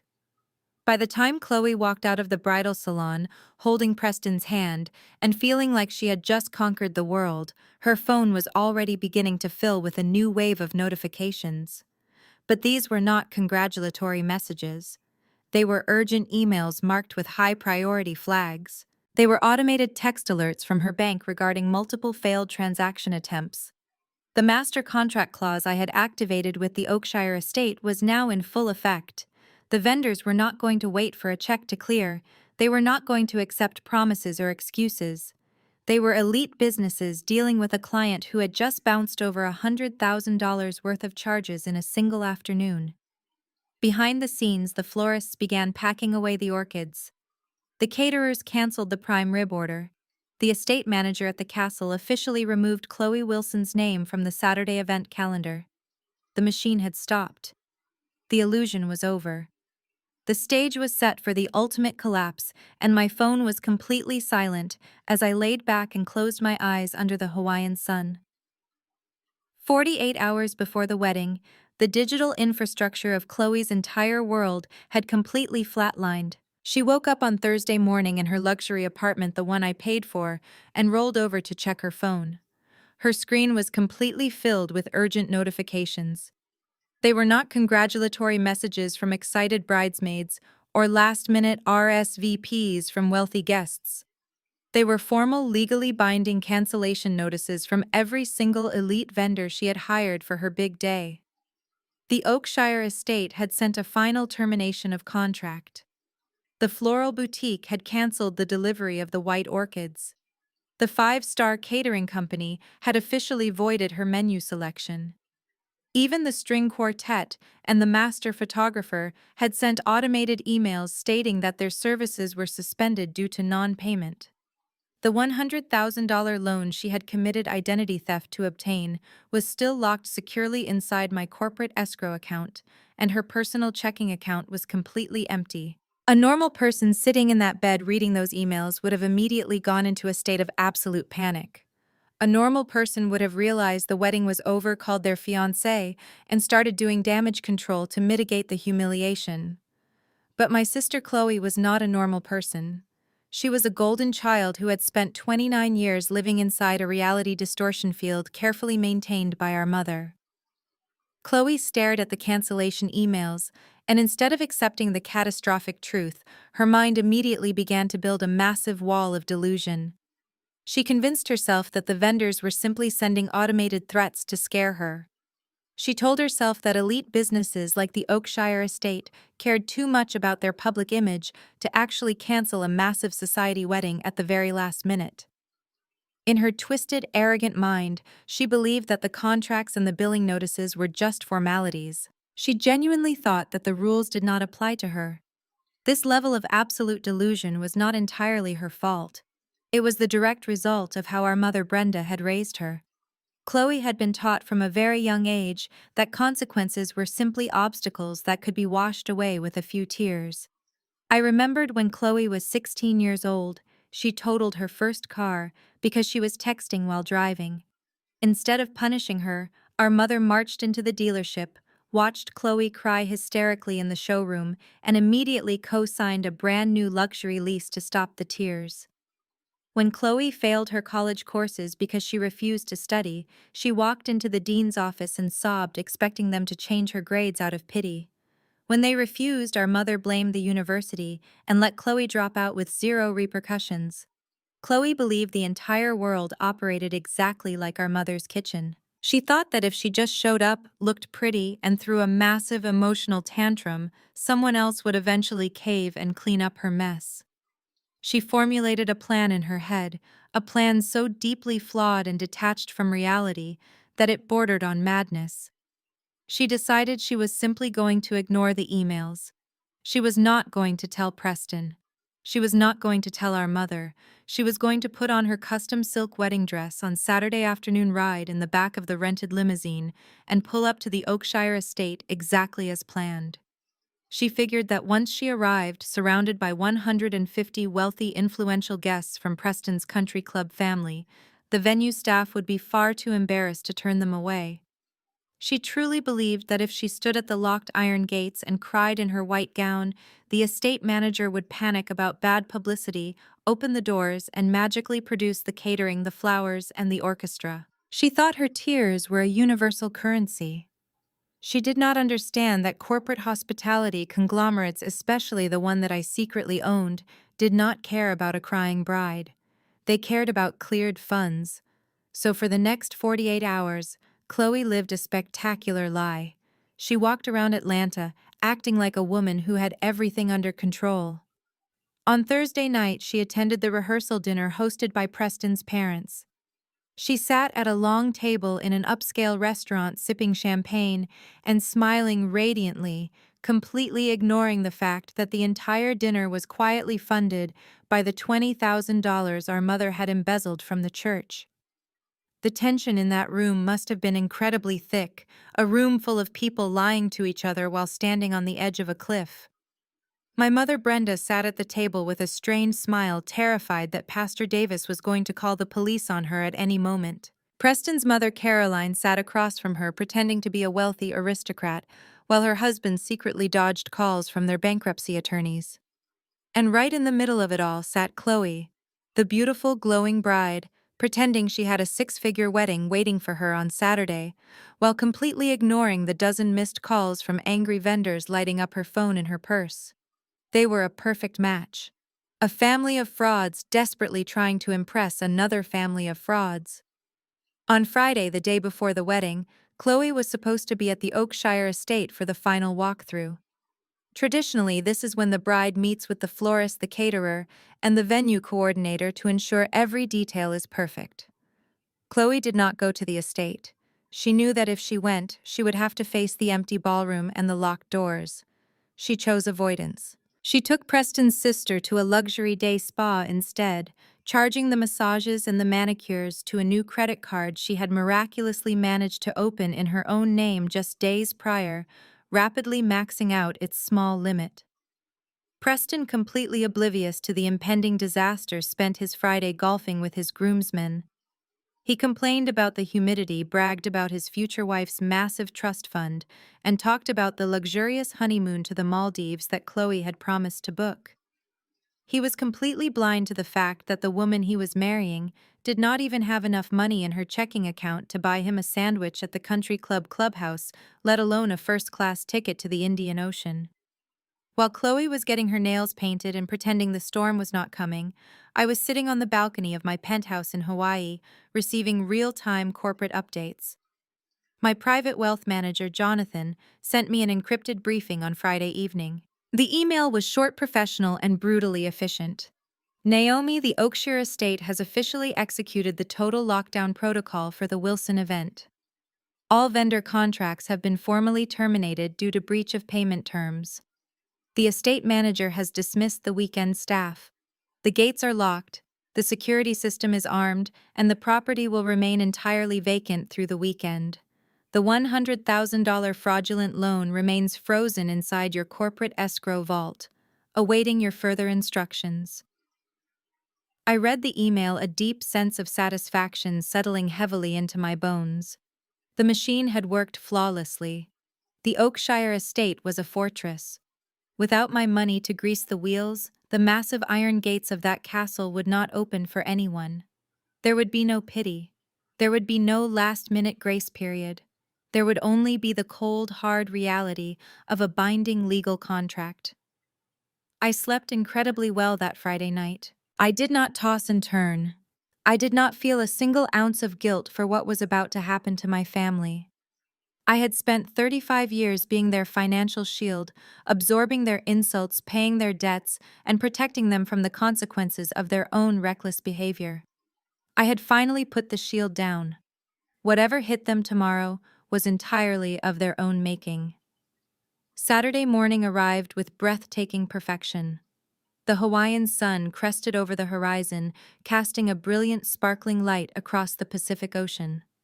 The sky was a flawless, vibrant blue without a single cloud in sight. It was the exact kind of picture-perfect weather that every bride prays for on her wedding day. I woke up naturally without an alarm clock, feeling rested and entirely at peace.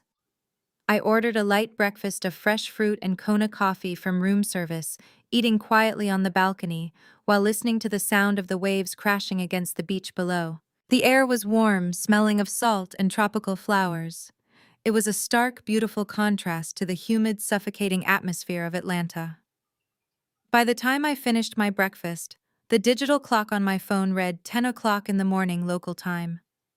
That meant it was mid-afternoon on the East Coast. In Atlanta, the massive, spectacular charade was already in full motion. I could picture the scene in my mind with perfect clarity. Chloe was likely standing in front of a mirror right now, surrounded by her bridesmaids having the final touches of her makeup applied. Our mother was probably adjusting Chloe's veil, pushing aside her own terror regarding the church embezzlement to focus on securing her daughter's fake aristocratic future. The rented fleet of luxury black SUVs and the stretch limousine were likely pulling up to the apartment building, ready to transport the bridal party and the groom's family to the Oakshire estate. Chloe was going to put on that dress. She was going to get into that limousine. She was going to lead a massive caravan of wealthy, judgmental country club members 30 miles out of the city, driving straight toward a venue that had legally blacklisted her. She was banking everything on her ability to cry her way through a locked iron gate. I picked up a bottle of expensive coconut sunscreen from the patio table. I squeezed a generous amount into the palm of my hand and slowly, methodically began to massage it into my skin. I took my time, enjoying the rich scent and the warmth of the sun on my shoulders. I walked over to the plush, oversized lounge chair positioned perfectly to overlook the infinity pool and the ocean beyond. I laid down on the thick cushions, adjusting my designer sunglasses to shield my eyes from the glare. I reached over and picked up my phone. The screen was currently clear of any notifications. The guests were likely in transit. The explosion had not happened yet. The silence before the storm was always the most exhilarating part. I opened the settings application on my device. I scrolled down to the notifications menu. With a single deliberate tap of my finger, I activated the Do Not Disturb function.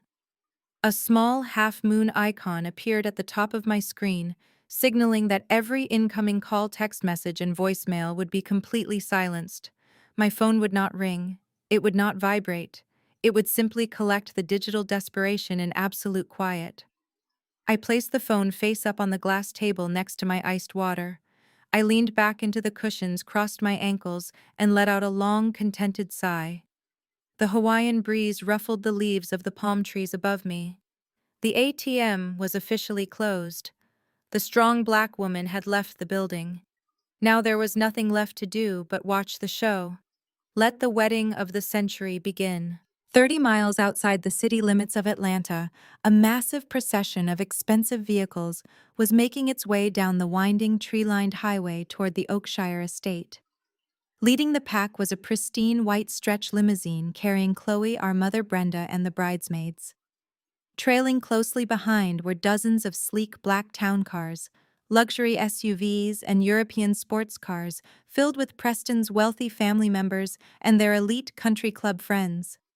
They were all dressed in their finest tailored suits and designer gowns, expecting to arrive at a majestic castle dripping in imported orchids and flowing champagne. Inside the limousine, the air conditioning was blasting, but Chloe was sweating profusely under the heavy layers of her custom silk and tulle wedding dress. She clutched her expensive bouquet with trembling hands, her heart hammering wildly against her ribs. She had spent the entire morning ignoring the knot of pure terror twisting in her stomach. She had ignored the fact that her phone had not received a single confirmation call from the venue coordinator. She had ignored the glaring reality of her empty bank account. She was operating entirely on blind, desperate faith, clinging to the delusion that once she showed up looking like a princess, the gates would magically open and the disaster would simply vanish. Our mother, completely oblivious to the impending financial apocalypse, sat across from her, sipping sparkling water and beaming with pride. Brenda was adjusting her expensive pearl necklace, likely rehearsing the smug, condescending greetings she planned to deliver to the country club women who had previously looked down on her. She thought she had finally won. She thought she had successfully secured her family's place in high society. The procession turned off the main highway and onto the private paved road, leading directly to the Oakshire estate. The tall, ancient oak trees formed a beautiful canopy overhead, casting dappled shadows over the line of luxury cars. As they rounded the final curve, the breathtaking 19th-century castle came into view, sitting majestically on the sprawling green lawn. But as the white limousine pulled up to the main entrance, the grand illusion violently shattered. The massive wrought iron security gates were completely shut and locked tight with a heavy steel chain. There was no valet stand waiting to park the cars. There was no red carpet rolled out over the cobblestone driveway. There were no elaborate floral arrangements adorning the entrance. There was not a single staff member, security guard, or event coordinator in sight. The entire property was completely silent, abandoned, and entirely closed off. The limousine came to a slow, grinding halt, right in front of the locked gates. The long line of luxury cars behind them was forced to stop, creating a massive traffic jam on the private driveway. Inside the limousine, the cheerful chatter instantly died. Brenda leaned forward, furrowing her brow as she peered through the tinted window. "Where is the valet?" she asked. Her voice tinged with confusion and a hint of annoyance. "Why are the gates closed? We are supposed to be taking pre-ceremony photographs in the botanical gardens right now." Chloe felt all the blood drain from her face. Her stomach plummeted. The magical solution she had banked her entire future on had not materialized. The estate manager had not taken pity on her. The venue was exactly as the automated email had stated.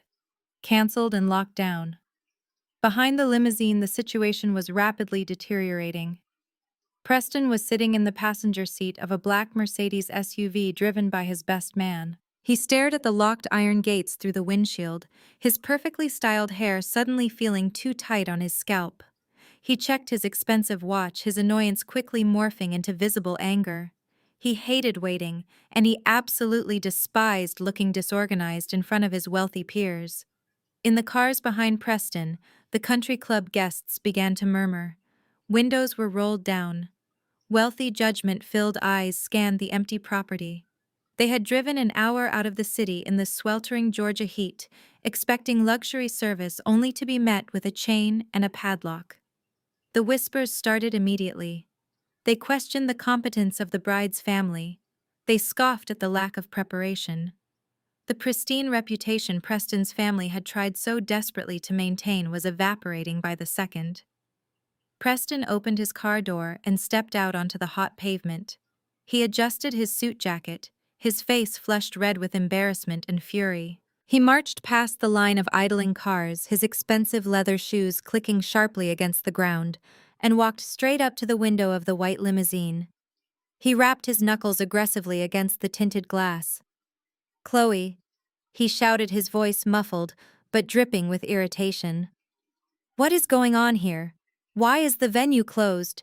My parents are sitting in a hot car back there, and people are starting to talk. Open the gates." Inside the limo, Chloe was hyperventilating. The walls were closing in on her. She could hear the annoyance in Preston's voice, and she knew that if she did not do something immediately, the facade would completely crumble. She grabbed the door handle, pushed the heavy door open, and practically tumbled out of the limousine in her massive white dress. She stumbled toward the iron gates, the layers of silk dragging across the dusty cobblestones. She grabbed the thick metal bars with both hands and rattled them violently. The heavy chain clanked against the iron, but the gates did not budge a single inch. "Hello," Chloe screamed, her voice cracking with pure panic. "Is anyone there? We have a wedding booked today. Open the gates right now. Open the gates!" She pounded her fists against the metal, completely abandoning the delicate, refined persona she had spent years cultivating for Preston. She looked desperate, erratic, and entirely unhinged. Brenda climbed out of the limo, her face pale as she watched her golden child completely melt down in front of the most elite families in Atlanta. Preston grabbed Chloe by the arm, roughly pulling her away from the gate. "Stop screaming, you are embarrassing us," he hissed through gritted teeth, looking nervously over his shoulder at his parents' vehicle. "Call the event coordinator. Call someone and fix this right now. You told me everything was handled. You told me the finances were secure." "I did. I mean it is," Chloe stammered, tears streaming down her face, ruining her flawless makeup. "I do not understand. There must be a mistake, a glitch in their system. The money is there. I swear the money is there." She reached into the small hidden pocket of her dress and pulled out her phone. Her hands were shaking so violently, she could barely unlock the screen. She tried to open her banking application to show Preston the $100,000 loan she thought she had secured completely, forgetting that the money was safely locked inside my corporate escrow account, thousands of miles away. But before she could even open the application, a loud mechanical buzzing sound echoed through the silent driveway. Everyone froze. Preston, Chloe, Brenda, and the dozens of guests watching from their rolled-down windows all turned their attention toward a large rectangular electronic message board mounted on the stone pillar right next to the iron gates. The board was typically used to display welcome messages and directional arrows for arriving guests. The dark screen suddenly flickered to life. Bright, blinding red LED letters scrolled slowly across the display, illuminating the faces of the terrified bride and her furious groom. The message did not say "Welcome to the Wilson wedding." It did not offer directions to the ballroom. The message was entirely automated, triggered by the estate's security system when it detected a massive gathering of vehicles outside a blacklisted event. It was cold, corporate, and completely devastating. The red letters spelled out a single brutal sentence for the entire country club congregation to see. Event canceled due to severe financial fraud. Account delinquent. Trespassing strictly prohibited. Please reverse your vehicles and leave this private property immediately. A collective audible gasp rippled through the line of luxury cars. The whispers instantly turned into loud, shocked conversations. Preston's mother, Caroline, covered her mouth in absolute horror from the back seat of her town car. The prestigious, elegant society wedding they had bragged about for months was officially branded as a criminal scam. Preston stared at the red letters, his jaw completely unhinged. He slowly turned his head to look at Chloe. The arrogant, superior smirk he always wore was completely gone, replaced by a look of pure, unadulterated disgust. The illusion of the wealthy heiress shattered completely, leaving nothing but a broke, lying fraud, standing in a dirty white dress. "What did you do?" Preston asked, his voice a low, terrifying whisper that cut through the sound of the idling car engines. Chloe could not speak. The breath was completely knocked out of her lungs. She looked at the flashing red sign, then at Preston, and finally at our mother Brenda, who was clutching her chest as if she were having a heart attack. There was no one left to blame. There was no one left to pay the bill. The strong black woman she had relied on her entire life was lying on a beach in Hawaii, phone on silent, completely out of reach. The crash was absolute, and the real nightmare had only just begun. The absolute silence that followed the flashing red message on the digital board lasted for only a few agonizing seconds before the entire driveway erupted into complete chaos. The manicured, wealthy facade of Preston's country club family evaporated instantly, replaced by the ugly, chaotic reality of public humiliation.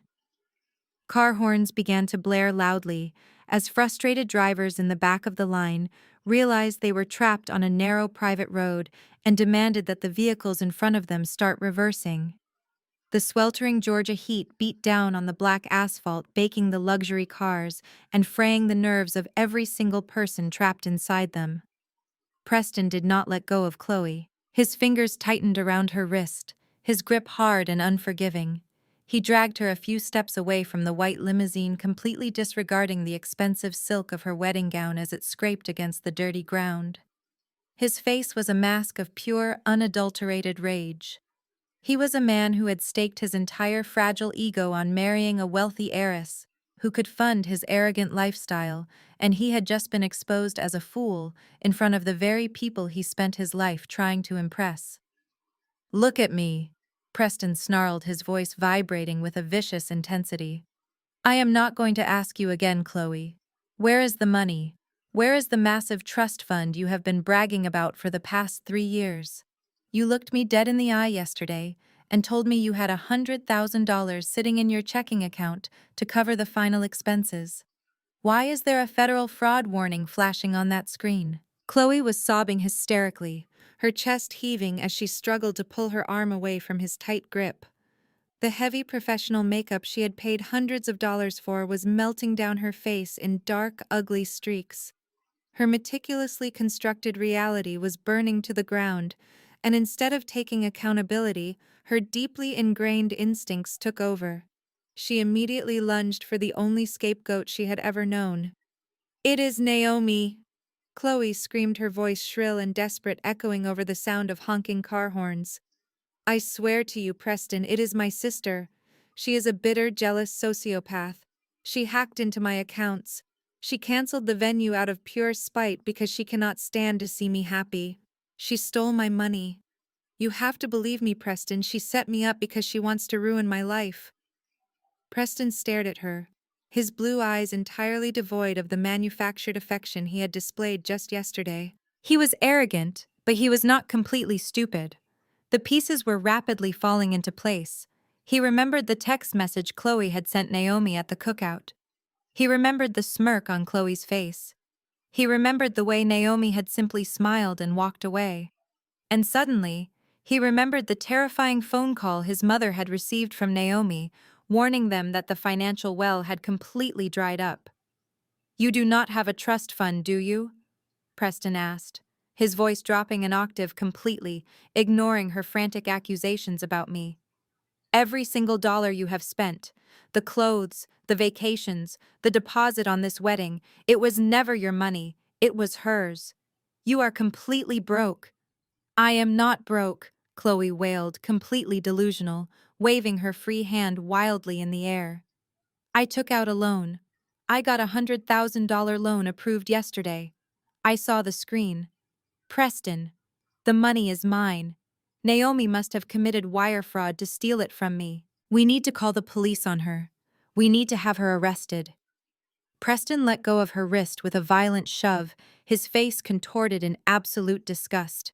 He stepped back from her, as if her white silk dress was covered in a highly contagious disease. "You are pathetic," he spat. "You lied to me. You lied to my entire family. We drove an hour out here to stand in the dirt like common criminals because you wanted to play pretend. You are nothing but a cheap fraud." Chloe fell to her knees on the hot asphalt, her massive dress billowing out around her in a filthy white puddle. She reached out desperately, grabbing at the hem of Preston's tailored trousers, begging him to listen, begging him to stay, but he kicked his leg free and turned his back on her. A few feet away, standing near the open door of the limousine, my mother Brenda was experiencing her own spectacular collapse. She was leaning heavily against the side of the long white vehicle, clutching her chest, gasping for air, as if the oxygen had been sucked out of the atmosphere. For Brenda, this was a fate entirely worse than death. She had spent her entire adult life curating a flawless image of respectability. She had attended every Sunday service at First Fellowship, judging other women bragging about her successful daughters and elevating Chloe onto a pedestal of absolute perfection. She had embezzled $20,000 from the church charity fund just to maintain this exact moment, and now the moment had transformed into a public execution of her social standing. The tinted window of the black town car idling right next to the limousine slowly rolled down. Preston's mother Caroline leaned her head out into the suffocating heat. Her face was pale, but her eyes were sharp with aristocratic venom. She looked down at Chloe, crying in the dirt, and then shifted her piercing gaze directly onto my mother. "I warned you," Brenda Caroline said, her voice dripping with lethal condescension, loud enough for the other guests to hear. "I told you that your family's ghetto behavior was going to ruin everything. You people are a complete disgrace. You stole from your own church, and your daughter is a pathological liar. Do not ever speak to anyone in my family again." Caroline pressed a button, the tinted window gliding smoothly back up, sealing herself off from the wreckage. She tapped the partition, instructing her driver to turn the vehicle around immediately. Brenda let out a loud, agonizing wail. It was a sound of pure, unadulterated heartbreak, but she was not crying for her daughter. She was crying for herself. She realized that the women from the country club were going to tell the women from the church. The secret was out. The embezzlement would be exposed. The illusion of the perfect, wealthy, respectable Wilson family was dead and buried. She fell back against the limousine, sliding down the side of the vehicle, until she was sitting on the pavement, burying her face in her hands, and sobbing uncontrollably in front of dozens of idling cars. Chloe was screaming my name, cursing me to the heavens. Brenda was weeping for her ruined reputation. Preston was aggressively directing traffic, yelling at the drivers to reverse their luxury vehicles so he could escape the nightmare. It was a symphony of destruction played out on the hot gravel driveway of a castle that had locked them out. Thousands of miles away, the Hawaiian breeze was incredibly gentle. I was lying flat on my back on the plush outdoor lounge chair, the warmth of the tropical sun seeping deep into my muscles. The sky above me was a brilliant, uninterrupted blue. I had my eyes closed, listening to the rhythmic, soothing sound of the ocean waves crashing against the white sand beach just below my balcony. I felt lighter than I had ever felt in my entire 35 years of existence. I slowly opened my eyes, sitting up and reaching for the tall glass of iced lemon water resting on the glass table. Right next to my drink, my phone was sitting face up. The screen, which had been completely black for the past hour, suddenly illuminated brightly. I had placed the device on Do Not Disturb, so it did not make a single sound. It did not vibrate against the glass. It remained perfectly peacefully silent. But the visual display was rapidly coming alive. A notification banner popped up at the top of the screen. Missed call from Chloe. A second later, another banner appeared. Missed call from Brenda. Then another. Missed call from Preston. I picked up the glass of water, taking a slow, refreshing sip as I watched the screen. The notifications began to stack with a frantic, desperate rhythm. The small red counter situated on the corner of the phone application icon updated in real time. It shifted from 5 to 10 in a matter of seconds. They were panicking. They were standing outside the locked gates of the Oakshire estate, realizing that the ATM was completely out of reach, and they were desperately trying to establish contact. Chloe was probably dialing my number over and over again, screaming into the voicemail box, demanding that I fix the catastrophe she had created. My mother was likely leaving tearful, manipulative messages begging me to be the strong black woman and save them from the humiliation. The red counter continued to climb.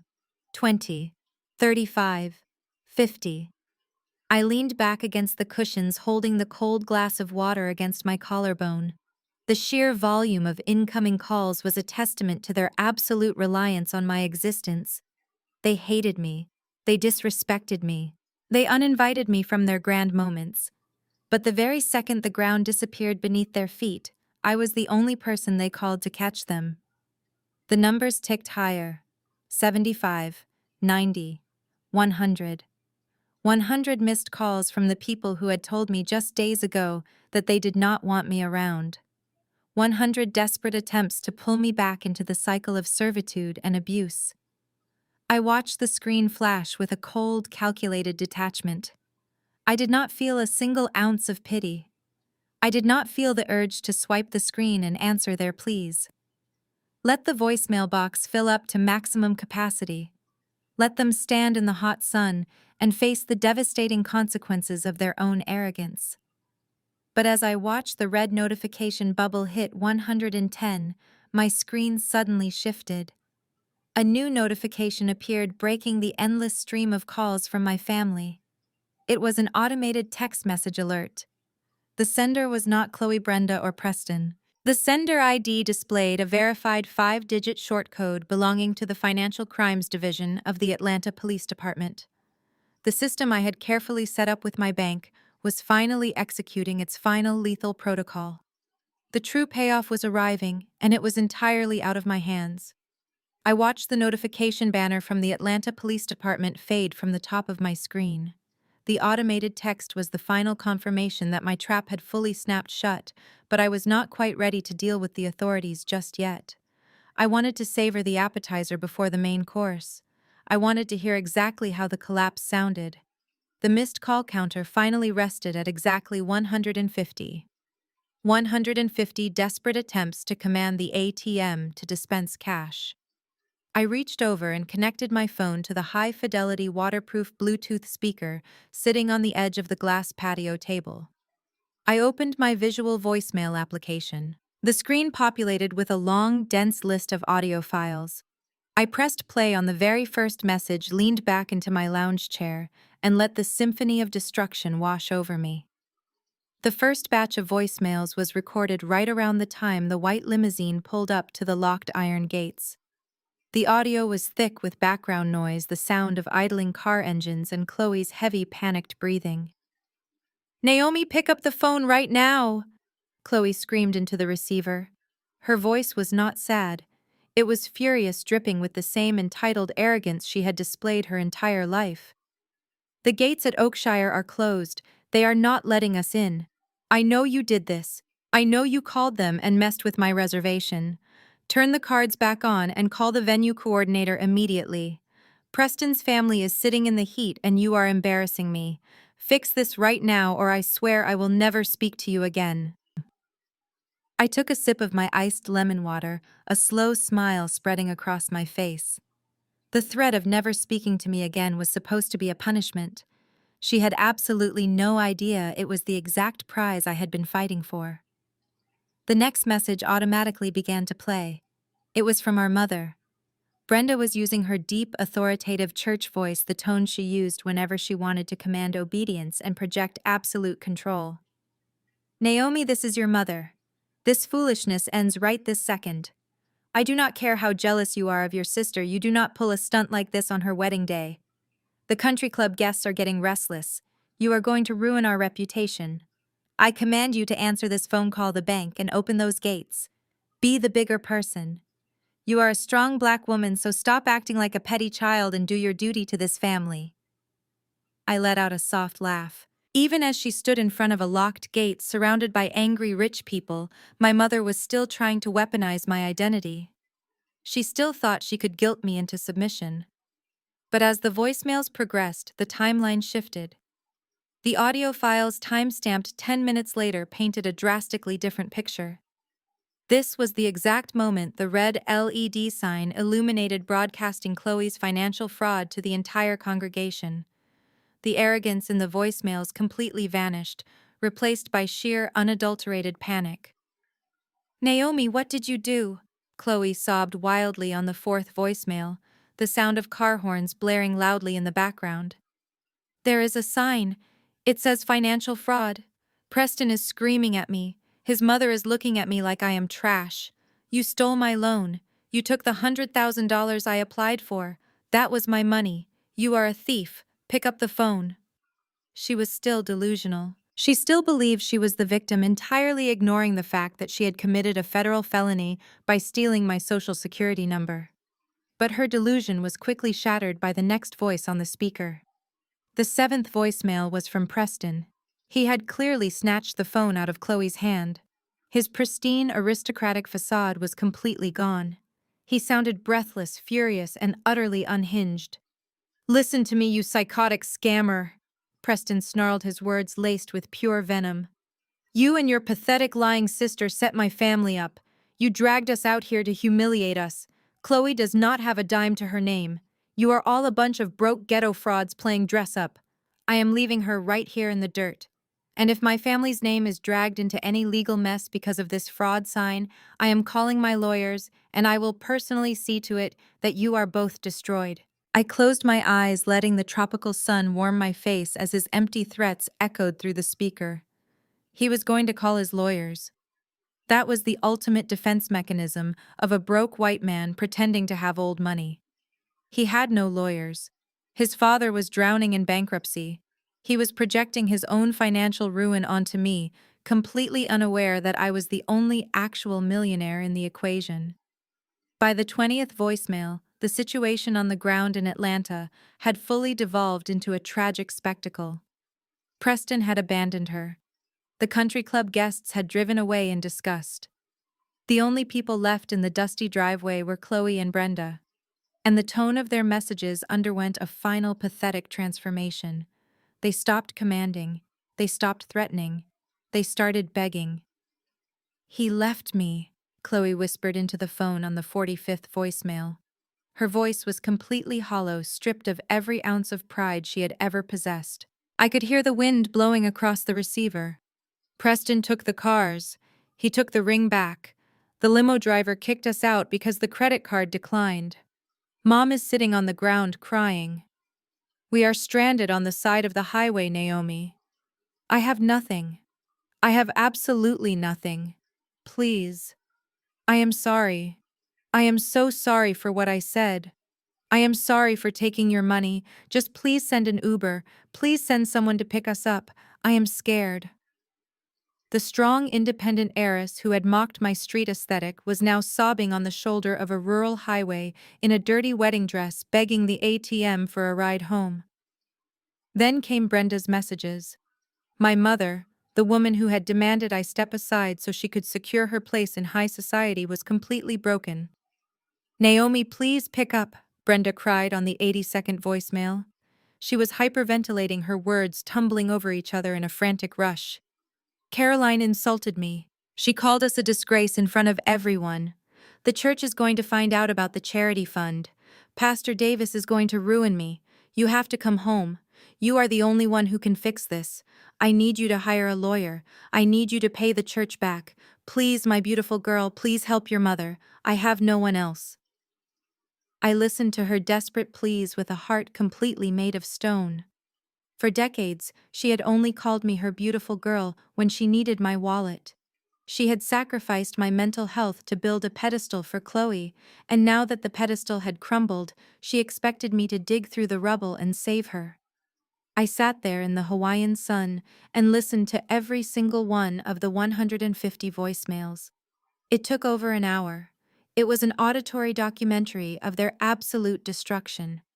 I heard their pride turn into their anger turn into panic, and their panic turn into pathetic crawling desperation. They went through the entire spectrum of human grief, all because the free ride had finally come to an end. When the 150th voicemail finally clicked off, a deep, heavy silence fell over the cabana. The ocean waves seemed to sound a little clearer. The air tasted a little sweeter. The toxic umbilical cord that had tied me to that family was permanently severed. But the show was not entirely over. I looked down at my phone screen. The visual voicemail list had reached the bottom, but a new notification suddenly popped up. It was a new audio message completely separate from the barrage of calls my family had just unleashed. The caller identification did not belong to Chloe, Brenda, or Preston. It was a local Atlanta number, but it carried an official government tag. I tapped the screen and pressed play on the 151st voicemail. The voice that came through the waterproof speaker was not crying.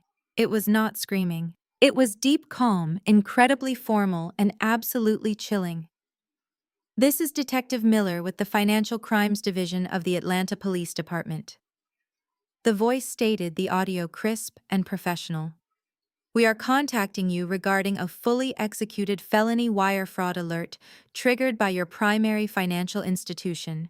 We have confirmed the interception of a $100,000 fraudulent loan obtained using your Social Security number. The funds have been secured. We have traced the originating IP address and have dispatched a unit to the location. An arrest warrant for Chloe Wilson has been officially signed by a federal judge. Please contact our office at your earliest convenience to provide a formal victim statement. I reached over and paused the audio. The automated text message I had seen earlier was just the preliminary alert. This voicemail was the execution. My sister had begged for an Uber to take her home. She did not realize that the ride waiting for her at the apartment was not going to be a luxury black car. It was going to be a police cruiser. The karma she had ordered had finally arrived, and I did not have to lift a single finger to deliver it. While I was sitting peacefully on my balcony in Hawaii, listening to that final voicemail from the detective, the situation 30 miles outside of Atlanta was rapidly approaching its explosive climax. The private tree-lined road leading to the Oakshire estate was still completely jammed with luxury vehicles.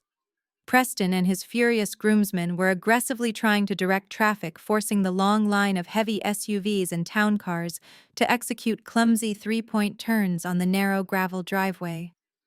The sweltering afternoon heat was completely unforgiving. Chloe was still sitting in the dirt next to the locked iron gates, her massive white silk wedding gown stained with dust and smeared with her own tears. Our mother Brenda was leaning against the stone pillar right beneath the flashing red LED sign that broadcasted their financial ruin, fanning herself with a useless piece of paper and crying hysterically. They were stranded. The limousine driver had officially terminated their contract due to the declined credit card and was actively demanding they move away from his vehicle so he could leave. Suddenly, the frustrated honking of the country club guests was entirely drowned out by a new piercing sound echoing through the dense Georgia trees. It started as a faint wail in the distance, but within seconds, it grew into a deafening multi-tonal chorus of approaching sirens. Preston stopped shouting at his driver and turned toward the main highway. The entire congregation of wealthy guests froze in their vehicles, rolling down their tinted windows to look back down the private road. Through the canopy of ancient oak trees, bright flashes of red and blue light violently cut through the afternoon shadows. 3 unmarked black tactical vehicles, followed closely by 2 heavily marked Atlanta Police Department cruisers, sped down the private driveway. They did not slow down to politely ask the luxury cars to move. They moved with aggressive, authoritative speed, swerving around Preston's black Mercedes and skidding to a halt right in front of the locked iron gates of the estate, completely boxing the remaining wedding guests in. The heavy doors of the tactical vehicles flew open. Half a dozen officers stepped out onto the hot pavement, wearing tactical vests emblazoned with the letters APD Financial Crimes Unit. Leading the pack was a tall, broad-shouldered man in a crisp suit. This was Detective Miller, the man whose calm, formal voice had just left the final message on my phone. For a brief, delusional moment, my mother actually thought they were there to help her. Brenda pushed herself off the stone pillar, wiping her tear-streaked face, and stumbled toward the detective. Her deeply ingrained entitlement momentarily overrode her panic. "Officer! Thank God you are here!" Brenda cried out, pointing a shaking finger at the locked gates. "This venue is trying to scam us. My daughter is supposed to be walking down the aisle right now, and they have locked us out. You need to force them to open these gates immediately." Detective Miller did not even break his stride. He completely ignored Brenda, stepping neatly around her, as if she were nothing more than a minor obstacle in the road. His sharp, calculating eyes swept over the chaotic scene and immediately locked onto the woman sitting in the dirt, wearing the massive white dress. "Chloe Wilson," the detective asked, his voice booming over the sound of the idling car engines. Chloe looked up, her mascara running down her cheeks in thick black rivers. She was trembling violently. The reality of what she had done the previous night in her dark apartment was finally crashing down upon her. She tried to speak, but her throat was completely dry. She just gave a small, terrified nod. Detective Miller stopped 2 feet away from her. He did not offer a sympathetic smile. He did not ask if she was okay. He reached into the inner pocket of his suit jacket, pulled out a folded piece of heavy legal paper, and snapped it open. "Chloe Wilson, you are officially under arrest by order of a federal magistrate judge," Miller announced, his voice carrying clearly across the silent driveway, echoing off the stone walls of the castle.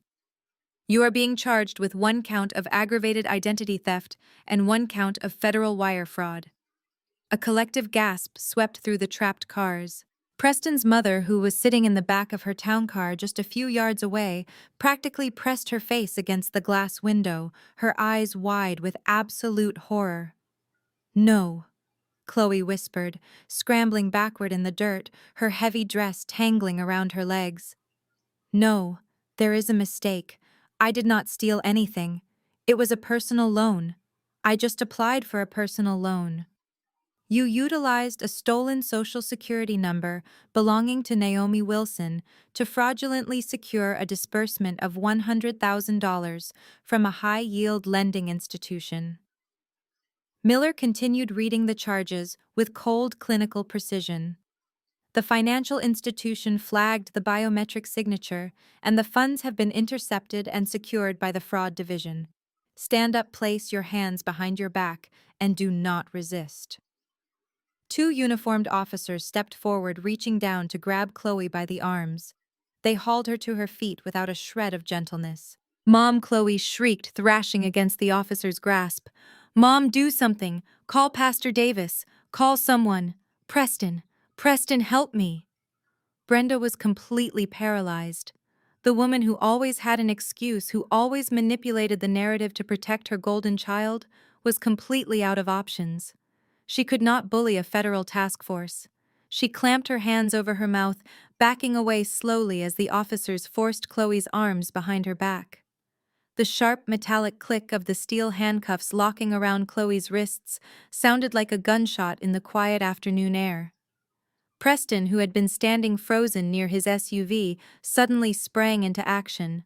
But he did not run forward to protect his bride. He did not shout at the officers or demand to call his elite team of imaginary lawyers.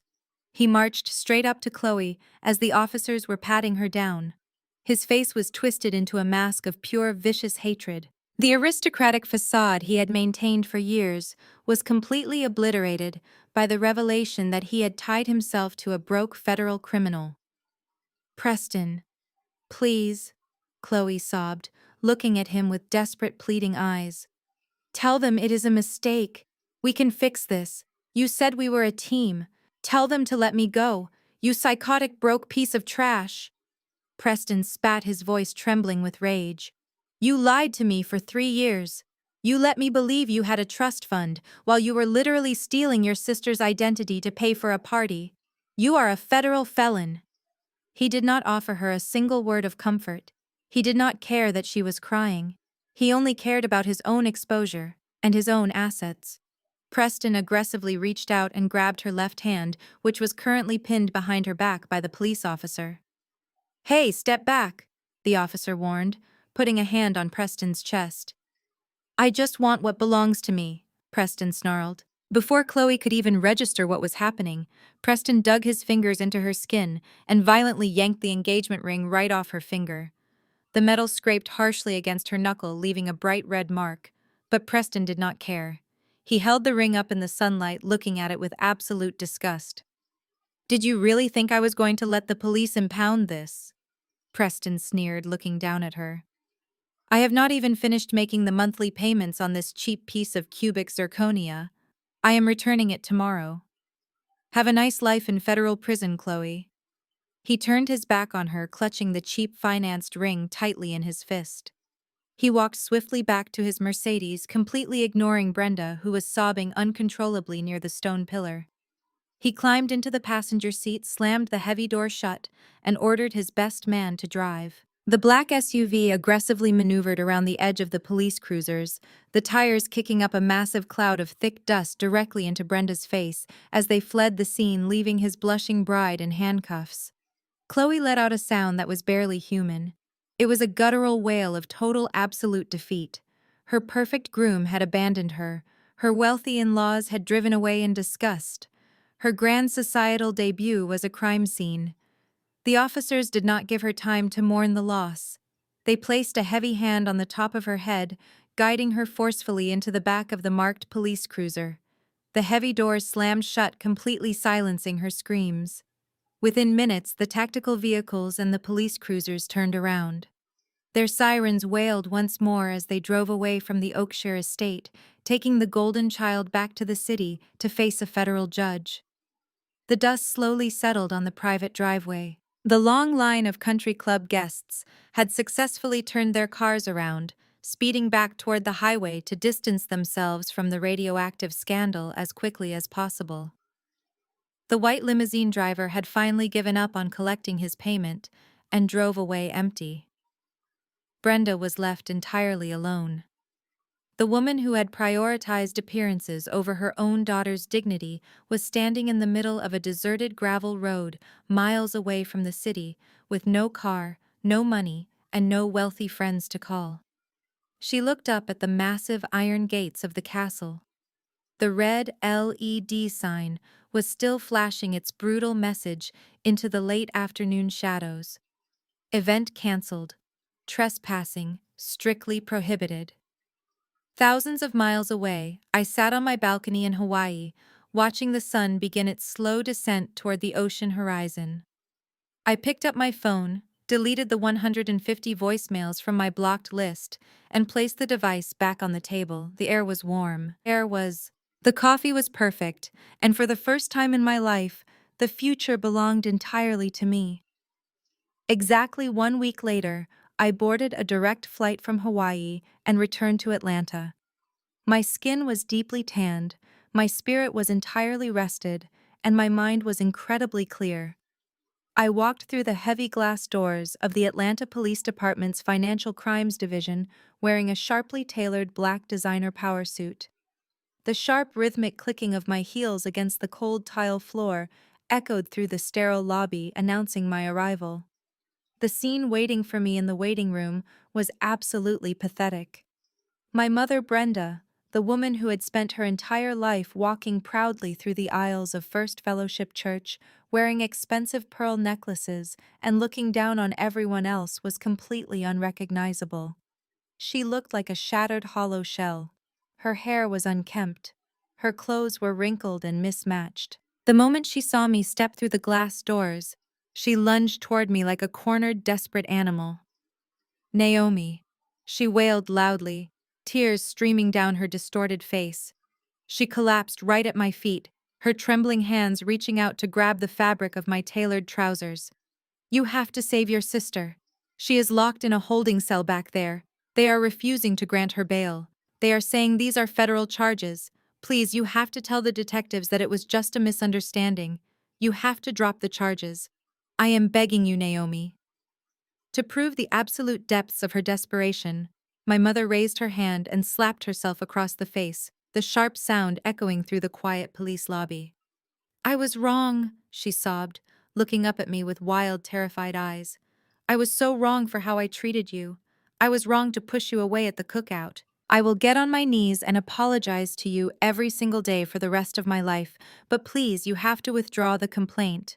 Drop the charges, please. I stood perfectly still, looking down at the woman who had given birth to me. The woman who had spent 35 years draining my bank accounts, exploiting my work ethic, and crushing my self-esteem just to build an artificial pedestal for her golden child. I did not feel a single ounce of sympathy. I did not feel the familiar, suffocating guilt that used to control my every decision. My heart had permanently hardened the moment she told me to swallow my pride and fund my own exclusion. I took a slow step backward, firmly pulling my leg out of her desperate grasp. I calmly unlatched the leather briefcase I was carrying, pulled out a thick stack of legal documents, and dropped them onto the metal table next to us. "Stand up, Mom, and stop making a spectacle of yourself," I said, my voice as cold and sharp as a surgical scalpel.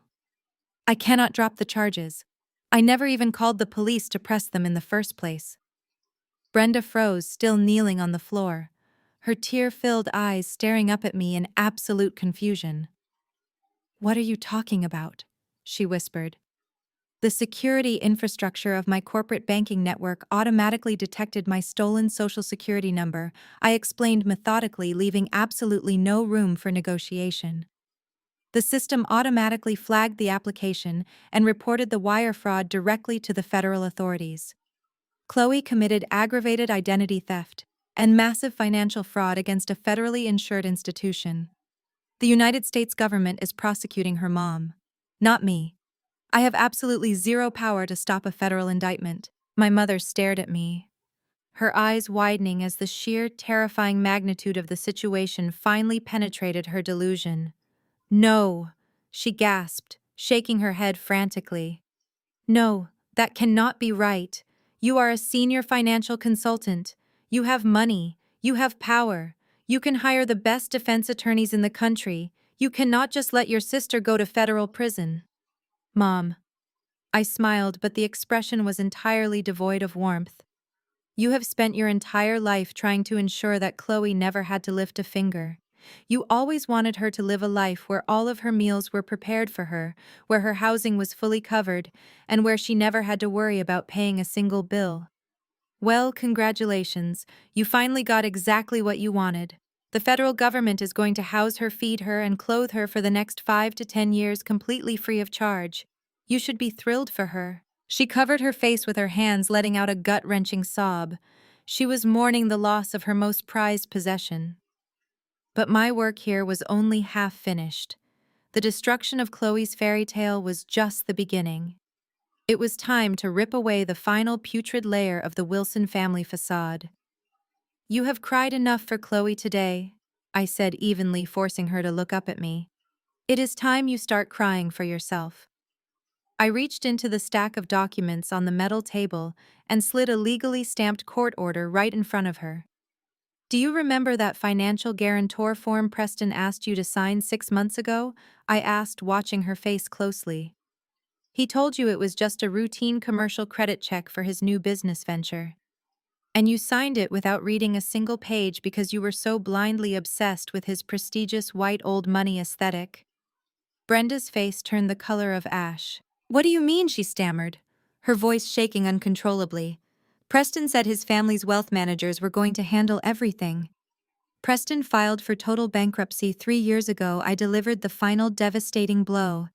His entire family is drowning in debt. He did not love Chloe. He was a financial parasite desperately clinging to her because she convinced him she was a wealthy heiress. And that document you eagerly signed was not a credit check. You signed a binding collateral agreement. You legally mortgaged your own house to guarantee his massive bank loans." My mother's jaw unhinged, her breath catching painfully in her throat as she stared at the legal document. "He took the cars and abandoned your daughter at the estate because he realized the money was gone."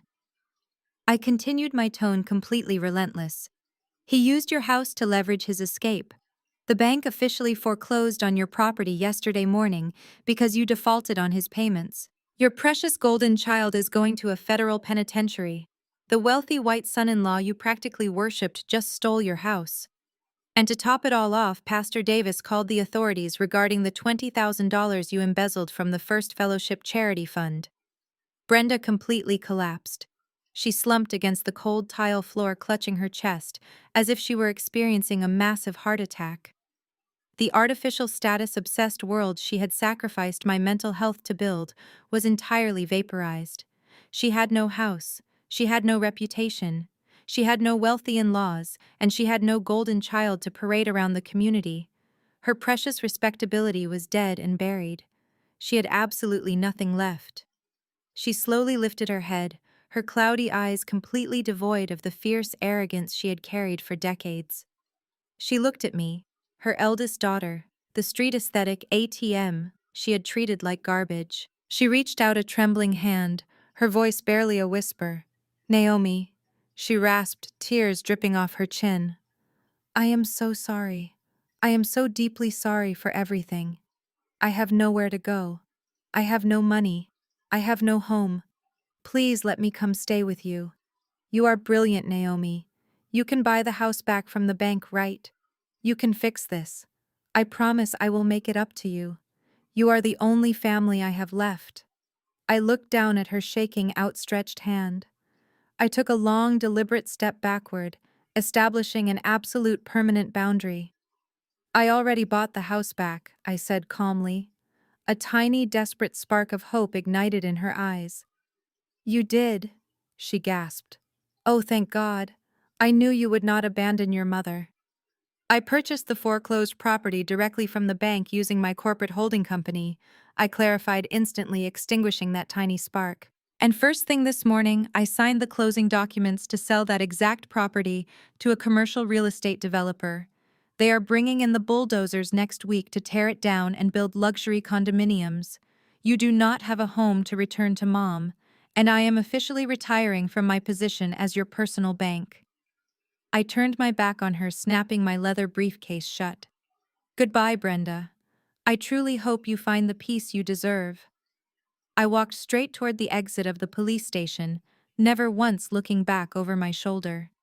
Her agonizing, hysterical screams echoed off the walls behind me, but they no longer had the power to reach my heart. I pushed open the heavy glass doors and stepped out into the brilliant, warm Atlanta sunshine. I pulled my phone out of my pocket, opened my contacts, selected my mother's number, and permanently blocked it. I did the exact same thing for Chloe, for Preston, and for every single opportunistic relative who had ever sat at my table and eaten the food I paid for while disrespecting my name. I walked over to my custom black SUV, climbed into the driver's seat, and started the engine. The sound was a smooth, powerful hum. I had paid every debt. I had fulfilled every imaginary obligation. I had finally cut the suffocating toxic chain that had been wrapped tightly around my neck for 35 years.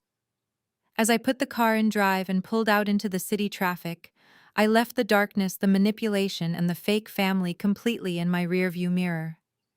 I was stepping into a life of absolute, unapologetic freedom.